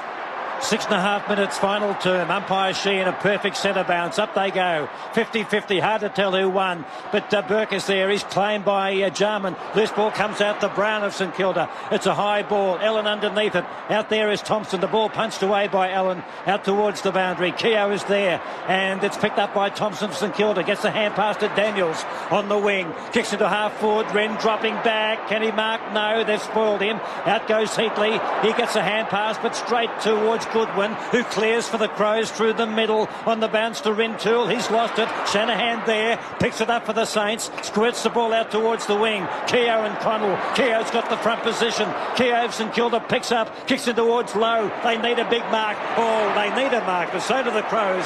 And coming back like the wall of China is Sean Wren to mark between centre half back and full back for Adelaide. He kicks long towards the middle of the MCG, where Cripps from behind has the run at it. Brings it down to Harvey. He'll have to get his kick. He does. Into half forward, and Sirakovsky takes the mark and then falls flat on his bottom in his haste to get back and kick it to a target. He's marked at the 50. Winmar in short, but he doesn't. He hooks it across ground to another target. Keogh up, can't mark. Connell has it to himself, kicks quickly out towards the boundary and over for a throw-in. Still half forward flank for the Saints. 8 minutes on the clock. 83-74. The Saints lead by 9. Saints digging, working their way back with a goal to Burke and looking for another now to draw to within a kick. At the throw-in, Wren first hand onto it, made nothing of it. Cook picks up, unloads to full forward. Sirakovsky, one grab, couldn't get the second onto it, and it's mopped up by Caven, who breaks away. Winmar in pursuit, 2 bounces. He can keep going, he doesn't. He kicks towards a teammate running down ground. Costa has to paddle and wait for it to bounce. He's got it, 55 out, left-footed to Jarman is perfect. Great delivery on the non-preferred side, and Darren Jarman creating havoc at the same end as he did last week. Jason Cripps caused that. He should have ran to the player going down, that he'd opted for the soft option to run to his man. 30 metres out. Angle a bit worse than 45 degrees, but if anyone could thread it, Jarman could. Sirakovsky off Lappanon. St Kilda looking for a formula up forward. Kick is magnificent. Splitting the middle. A premiership kick from Darren Jarman. The Crows by 15 points again. They look to have the answers. 9 minutes into the final term. 13-11-89. St Kilda 10-14-74. Tommy Hafey. No, I'd say St Kilda are gone. They just can't get enough of the ball, and they're making so many mistakes now. And I think they're just to spend force. And the fact that the Crows have really lifted a notch, and it's to their credit. They've just got runners and they've got numbers at the ball every time, and they're able to steady, do anything they like. I think it's St Kilda heading to the St Kilda junction. Lead by 15 points, 10 minutes in the final term. Centre bounce 50-50 taken by Jarman. Gets a hand pass to McLeod. Out towards Johnson. The Crows go forward up towards half forward. Shanahan out in front of Smart has marked at centre half back for the Saints, who trail by 2.5 goals. He sees Harvey up on the half-back flank, takes the mark, but he's still inside 50. Gets a lead from Peckett further down the field. Peckett takes the mark between wing and half-back. They're coming around the member side, heading up towards the main scoreboard. 10.25 minutes played. The kick by Peckett. He sits it up looking for Lowe. They desperately need him to take his fourth mark, but he can't. Wakeland dives on the ball, can't bring it in. Harvey grabbed, lost possession. Ball picked up by Johnson. Gets the hand pass away to Goodwin. Goodwin kicks down towards Robin. Alone and unattended and half forward, has a hand pass out towards Smart. He might be tackled by Hudson. No, he does well. The kick smothered off his boot by Hudson, flies in the air, punched away by Peckett. It's inside 50 for the Crows. Shanahan, was that deliberate? Works it across the boundary line for a throw in 50 metres out from the Adelaide Crows goal. They lead 13-11-89. St Kilda 10-14-74. And you can see the Crows inhaling the MCG oxygen. They have the sniff. They even have the snort, as Dwayne Russell said earlier in the year. Robin, a left-hander, was good, but didn't quite find the target. Critt's hand pass misses the target, and the Crows have it. Goodwin swings it across the body in the Jarman direction. Daniels, though, comes across, knocks it out towards the boundary, takes it over. Throw in. Inside Adelaide's 50. St Kilda defending desperately. If they concede a goal here, the dream has just about slipped through the fingers. Throw in coming up. Wakeland versus Robrin.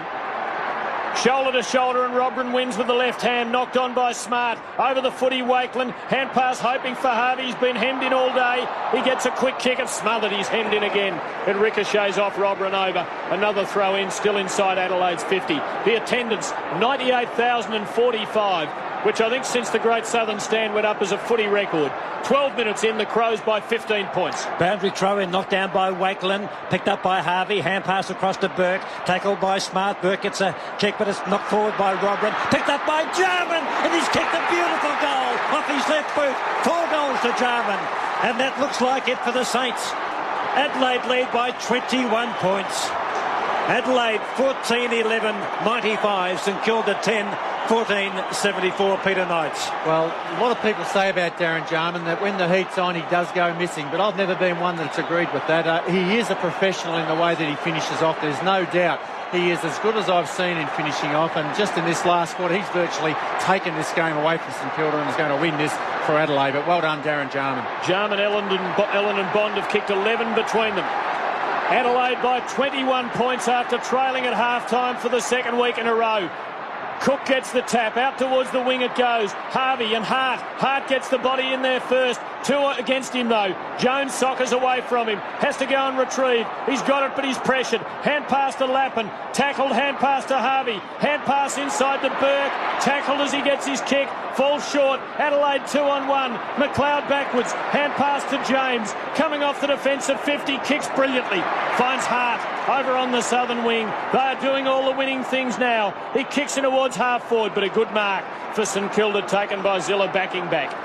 Adelaide 95, St Kilda 74, 13 minutes gone in the term. The kick by Zilla. They've got to be direct now if they're going to win this. Up goes Edwards, can't mark. Ben in front, had it then, lost it, then retrieved it. High hand pass to Allen, runs through the MCG, a little sidestep and a huge kick. It's going to land 20 metres out from goal. It slides behind to Jarman. 4th goal for the corner, and he's put it through. 4 goals this term to Darren Jarman. And the Crows are home midway through the final term of the 1997 Grand Final. Adelaide 15-11-101, St Kilda 10-14-74. And with a smile like Luna Park, Mike Noonan.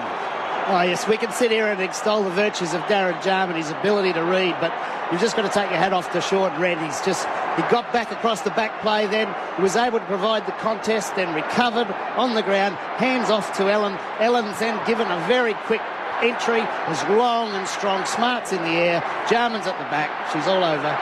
They held Footscray, or the Bulldogs, to 3 goals in the second half last week. The Saints have only kicked 3 since half-time today. At the ball, up the Crows, hitting it with everything. Ran a hand pass, but to nobody. Cook gives it to Burke. Wrestles a kick out of the centre. Bouncing limply into half-forward. Fisted on by Peckett for the Saints. Crows back there in numbers, though. Defence supreme. And they hold it in and force a ball up at the 50. 15 minutes gone. Adelaide swamping St Kilda. 10 goals to 3 in the second half. And leading by 27 points as we reach the 15-minute mark. In theory, time enough, but in reality, the Saints appear to have no chance. Wren, beautiful tap, but straight to Winmar. Quick left footer. Burke getting under it. He'll be swamped. Almost a mark to St Kilda. To Keogh. Off the pack, Thompson. Dispossessed. Gets it back. Gives it to Peckett. Swings it from the 50 towards goal. Hopefully, 2-on-1 Adelaide's way. Has it gone through or was it touched? It might be a goal. Goal umpire says it wasn't touched. It is a goal. Kicked by Peckett.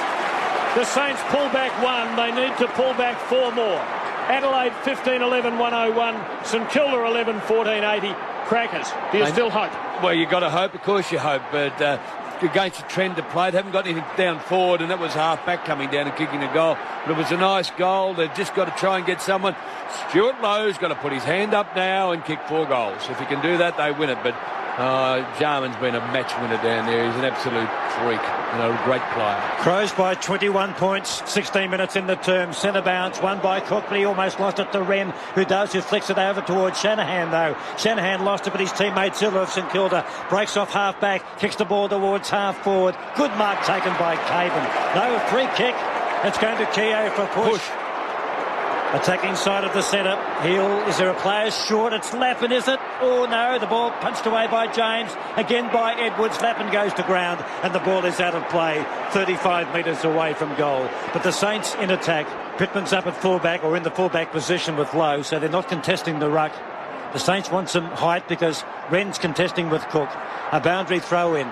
The Crows by 21 points. Up in ruck goes the Hart, knocks it sideways. It's still in the pack. Will it come out? No, it doesn't. Like a rugby scrum. And a ball up 35 metres out from goal. Swanee. Well, it's good play by the Saints to hang in there, but they've got to get a goal out of this to stay in it. They must get it clear of the pack quickly. Up goes Cook, knocks it to the corridor, but Allen knocks it back towards the pocket. That was good play to James, on to Johnson. He gets a hand pass, cost a good use of the body. That does it well, picks it up, gets out of a Shanahan tackle just, kicks in towards the middle of the MCG. Cripps is there, holding on to Rintoul. No free kick, picked up by Peckett. Gets the hand pass to Jones. Jones at St Kilda, kicks up towards centre half forward. All up, no one down. Allen claims the mark. He paid the mark. Oh, he's played a terrific game. Handball across to McLeod. Kicks out wide to Bickley. Bickley marks between wing and the centre for the Crows. He chips the ball. A lead from Rodram. Oh, he dropped the centre. One he really should have taken. Picked up by Shanahan. Well tackled by Goodwin. And there'll be a ball up 60 out as Lappin comes off and Heatley comes back on. But time ticking South Australia's way. 18 minutes in the term. 101-80. Just outside Adelaide's 50. 18.04, 18.05. Minutes ticking by. Umpire Sheehan bounces the footy. Sirakovsky climbs and gets the tap. But McLeod mops up for the Crows. Chips in the Jarman direction. He's one out. He's dangerous. Can't quite mark this time. Taken by Rintoul. Hand pass to the goal square. Allen, open goal! 5 goals, Shane Allen, who came to the MCG for this day of days, having kicked just 14 in his career. He's kicked 5 in the grand final, and he has the Crows 27 points in front, and with the Premiership Cup at their mercy. Just now everything works. Just to throw the handball forward, it lands in the half-back flanker's hands, running into an open goal. But Allen has been a revelation, hasn't he? Everything he's touched has turned to gold. He's been quite outstanding wherever he's been, from that last mark a minute ago to all of a sudden kicking a goal off the goal line. Well, the Crows 6 goals to 2 in the third term. It's 4-2 in this final term. Centre bounce won by Cook, but taken by McLeod of Adelaide. Kicks them forward. Too far for Robin. Picked up by Daniels. Hand pass to Brown. It was a hot potato, but luckily this kick goes to Burke. Gets a hand pass across to Jones. Backs his judgment and pace. He was tackled by McLeod. He hand passed out in front of himself to give himself a bit of room. McLeod just grabbed him after the ball was hand passed away. Cook at centre half forward, but Jones ignores that. Time running out for the Saints. The season running out for the Saints. Now Jones kicks in towards Lowe, and he takes the mark on his chest. Only his 4th mark in this match. And how many times this year we've called St Kilda, and he's taken a dozen or more marks in the game. But he would have traded probably 6 or 7 of those he took throughout the year to translate into the grand final as Shanahan comes off. Neil on. It's Stewie Lowe. 45 metres out. Centre half forward. It's a shocking kick. It was a nothing kick, and it's gone through for a behind.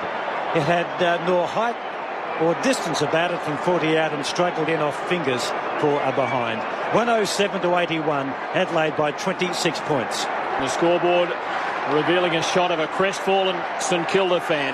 The red, white and black scarf around his neck, knowing that the day is not theirs, the year is not theirs. Hart kicks long out over the 50. Cook got it into his hands, couldn't quite mark. At the fall, Costa works it towards the wing. Peckett with him, though. Takes possession of the footy. All he can do is wrestle a hand pass out to the boundary and over for a throw-in. Between wing and half forward for the Saints, who at half-time led by 13 points in the grand final. But now 21 minutes in, trailed by 26. At the throw-in, front position, Cook against Wren. Burke works it towards Jones, who paddles, pursues, collects, keeps it in, but he's lost it now. Edwards has it. Free kick going Adelaide's, going St Kilda's way. To be taken by Keogh. Has a call in short from Winmar. Doesn't go for that. Lowe saying lob it 30 metres out. That's what he does. Lowe sets himself. He's been swamped all day. Off the pack. Heatley. Left foot snap is a goal. He kicked the first 2 of the match. That is the first one since.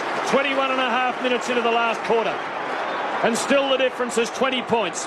16-11, 107 Adelaide. 12-15, 87 St Kilda. The Saints, I fear, need a miracle. Yes, it wouldn't hurt. Just a little quiet miracle, not a big one. You don't ask for a big one. And just 4 goals straight away. It'll be very good in 5 minutes. It can be done. That's why you don't take Heatley off the field, though. He's likely to kick goals just like that. He doesn't need many kicks to kick a goal, and that's what forwards and particularly goal kickers are like. The Crows by 20 points, 27 scoring shots each from the centre bounce. It's knocked on by Johnson, but taken by Zilla. Kicks the Saints forward up towards half forward. Winmar there. The ball punched away, knocked on forward by Burke of St Kilda, but it's taken away by James, who kicks out towards just wide of centre. Now Johnson gets there for the Crows, but a teammate in Bickley tries to get it out to Wren. It's wide of centre. It comes out of the pack to Wren. Wren's kick up towards half forward, taken by Sirakovsky. Kicks the ball short. McLeod is marked, attacking side of the centre for the Adelaide Crows. He can wind the clock down. 22 and a half minutes, so probably about 6 or 7 minutes remaining in this 97 season. Now the kick, 25 possessions by McLeod. Kicks to half forward, a bit of pushing and shoving going on. Loose ball picked up by Daniels, clears up towards the wing. Almost a mark to Wren. Cook is there. Bickley almost legged. Picked up by McLeod, tackled by Jones. McLeod gets a hand pass to Costa, gets out of a tackle. By hand gives it to Connell. The Crows go forward from 65. Connell down towards Jarman again. Ball punched away by Zilla. Picked up by Jarman. Has the shot for goal and kicks his 5th goal for the quarter. 5 goals in the final term to Darren Jarman. Adelaide 17-11, 113. St Kilda 12-15, 87. Mike Noonan. Well, he's an ex-North Adelaide boy, and you just can't wipe the smile off the face at the moment. We're watching clean take, excellent finish. But, gee, McLeod to me has been a real key with Wren, Jarman, Ellen. It's just been an absolutely superb team performance to get back and to put themselves in this position. Mick Malthouse described Jarman last night as the Mark Waugh of football, and he has played a brilliant Mark Waugh century. Tap down to Burke, puts St Kilda into attack, lands 30 metres out. Huge pack, no one can mark. First to the ball, Edwards knocks it away from Winmar, knocks it again, and now collects it below the members. Swings a brilliant left footer, precisely to McLeod. Hand pass to Goodwin on his preferred side. He goes towards a long lead from full forward from Smart. Bond the crumb, snaps himself with the left foot and kicks a goal. His 4th. It is raining goals. The Crows are storming to their first flag. They lead by 32 points. 6 to Jarman, 5 to Ellen, 4 to Bond, 18 to Adelaide, 18-11, 119. St Kilda 12-15, 87. They hadn't kicked a ton in a couple of months. Well, today they have blitzed the Saints. And, Tim, the first real sign that the Crows know they're home. Yep, They've been guarded with these other goals, but now after that, they've come from everywhere. This is Vintage Grandstand on ABC Radio and ABC Grandstand Digital. The siren should sound very shortly. I'll tell you what, Adelaide will be rocking for weeks and weeks and weeks after this victory. Congratulations, Adelaide. Adelaide Crows, everyone concerned. It has been a terrific performance. And to Malcolm Blight to have them peaked like they have. 4 finals. And they're finishing this match, the grand final, the most important game of them all, full of running. Smart now, 48 metres. It's a big kick. It might beat the pack, and it has beaten the pack, and Smart has put it through. Crows by 31 points as the curtain starts to come down ever so quickly on this grand final. Adelaide 19-11-125, St Kilda 13-15-94. Crackers. Well, they've played well and they're just running it out now. St Kilda have battled hard, but well, they've been probably looking dangerous all day, but geez, they play some good football, and the 3 or 4 best players on the ground have been the Crows, and you just can't take it away from them. They have really played top football. An amended attendance of 99,645. We could reach the 100 shortly at the bounce. There it is! Adelaide wins the 97 flag. Its first ever. Malcolm Blight at his 4th attempt. 3 times beaten at Geelong. Like Robert the Bruce has kept coming back. And in 97, in his first season at Football Park, he takes the Crows to victory. 19-11-125. St Kilda 13-16-94. On ABC Radio and ABC Grandstand Digital. This is Vintage Grandstand. The Crows claiming their first ever premiership, a 31-point win over the Saints. Listening to those closing stages with us, the premiership captain of 97 and 98, Mark Bickley, is with me, Alistair Nicholson, Jules De Stoop and Mark McClure. Welcome to you, Mark. And welcome to you guys. Thanks for inviting me on. How did you enjoy reliving those closing moments of a very special occasion for your football club, the first premiership? Yeah, look, it is great. It's just it's such a privilege, isn't it, to be able to be included in that elite club that gets the opportunity to say they were premiership players. There's so many great players that don't get the opportunity, so I just feel blessed that I was a part of that. And one of the things that sort of Adelaide fans have realised is that to win a flag, a lot of things have to go right. And in 97 in particular, the planets aligned for us. And we only won 13 games for the year, but we got the last 4 games pretty well spot on. Sum up those closing moments, the euphoric closing moments, and then the siren goes and you know that you've broken through for something very special.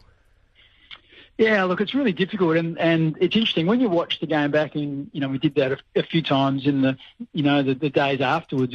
Out on the field, for some reason, even though we were probably 4 goals in front, it wasn't until the last 90 seconds that I actually thought, we're going to win this and we're safe. So, I wish I had realised a little bit earlier and I could have enjoyed it a bit more. But at the time, you just sort of always thought, you know what, they can come back and they might kick a couple of quick goals. So, yeah, it's a mixture of euphoria and relief. I think I was about 28 at the time. So, as you get closer to the end of your career, you always wonder if you're going to win a premiership. So to do that, there's enormous relief, but also enormous excitement for a pretty young club in their 7th year. To win the flag was just great. Bix, when did you feel the tide turning in that game? I mean, St Kilda were in front by a couple of goals at half-time, but it sort of felt like even in the first half you were the better side. When did you actually feel it was heading your way?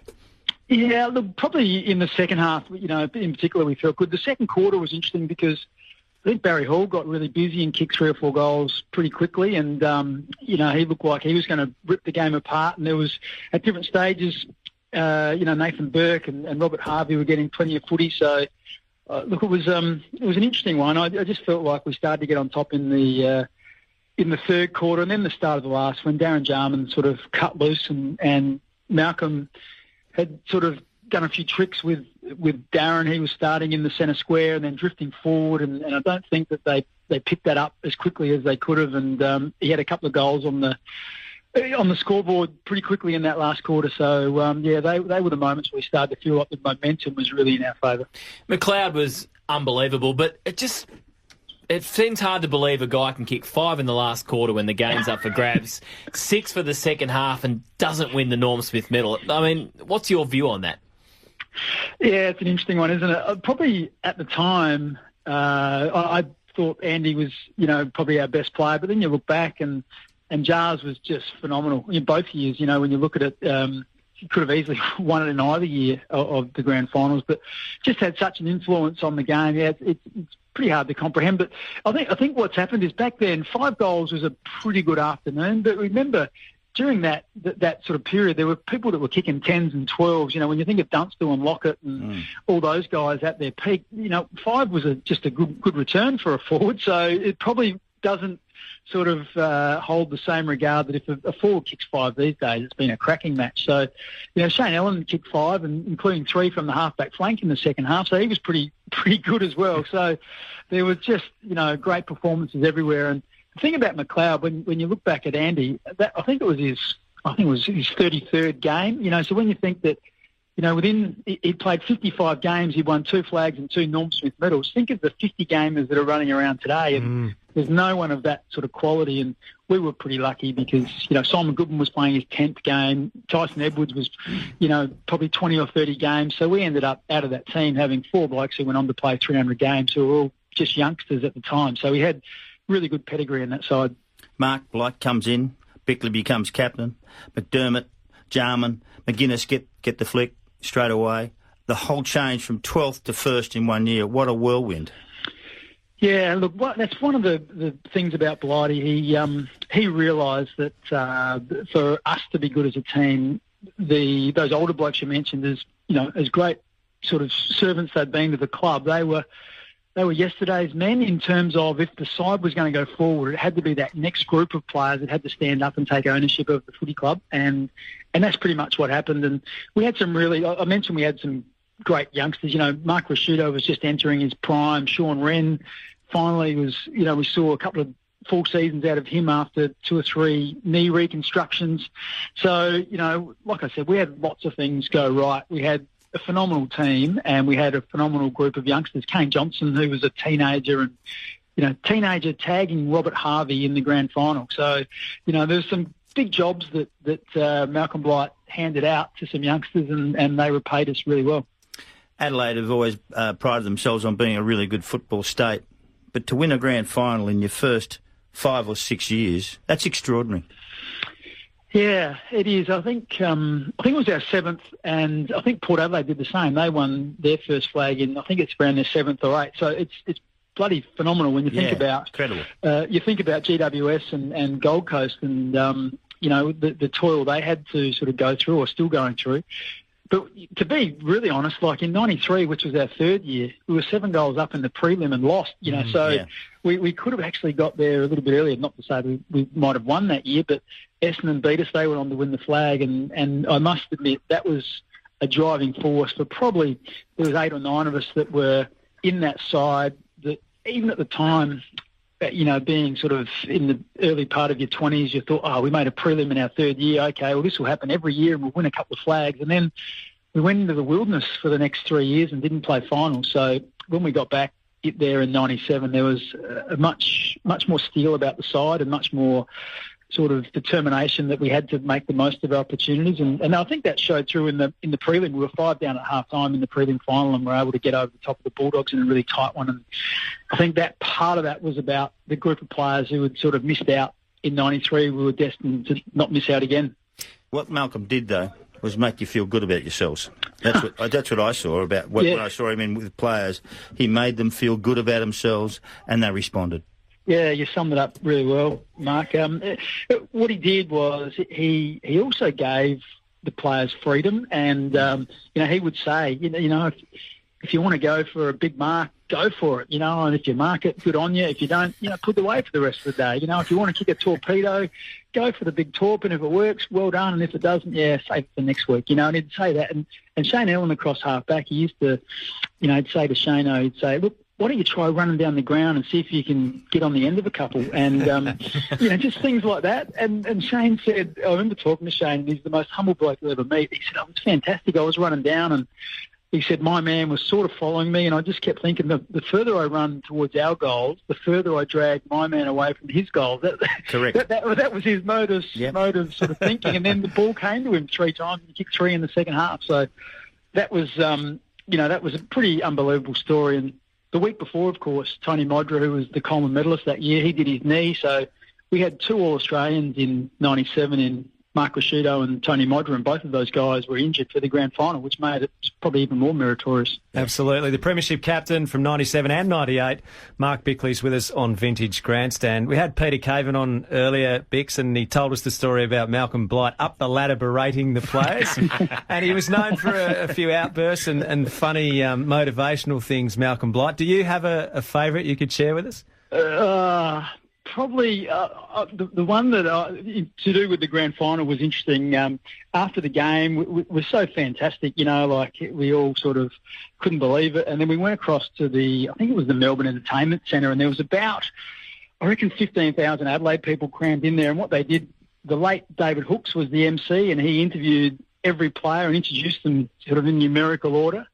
And so this took a fair while, and there was me, Sean Wren, and Malcolm Blight. They left the captain and the coach, and obviously Rennie was number 52, and they called Rennie up. So Rennie went out there, and I remember saying to Blighty, I said, "Oh God, as fantastic as this is," I said to him, and this is true, it was my worst game for the year. I think I touched it about 8 or 9 times, and I said to him, "Look, this is so fantastic," he said, "but I just wish I had to play a little bit better." And he said to me, he said, "Mark," he said, "it doesn't matter." He said, "You stayed on the whole game." He said, "You had some really good finals that were really important for us to get here." He said, "I promise you pick up the Herald Sun tomorrow and it'll have a rating. Every player gets rated out of 10. You're the captain, we won. The worst you'll be is 5 out of 10. So, and what was it? I'll tell you what, I picked up, we rolled out of the tunnel or something at 4 a.m. in the morning, and there was someone selling Herald Suns, and I went and ripped it, grabbed it, had a look at it, and there it was, 5 out of 10 Bickley. He knew what was going on. Yes, he's a star. Bix, great to spend some time with you. Really appreciate it, mate. So getting your reflections on the 97 grand final triumph, a huge and significant moment for your football club, and to be the captain, I'm sure, is very special. So thanks for having a chat to us. No, it's my pleasure. Anytime, guys. Mark Bickley with us on Vintage Grandstand. Of course, the Crows backed it up the following year, beat North Melbourne in the grand final in 1998 as well.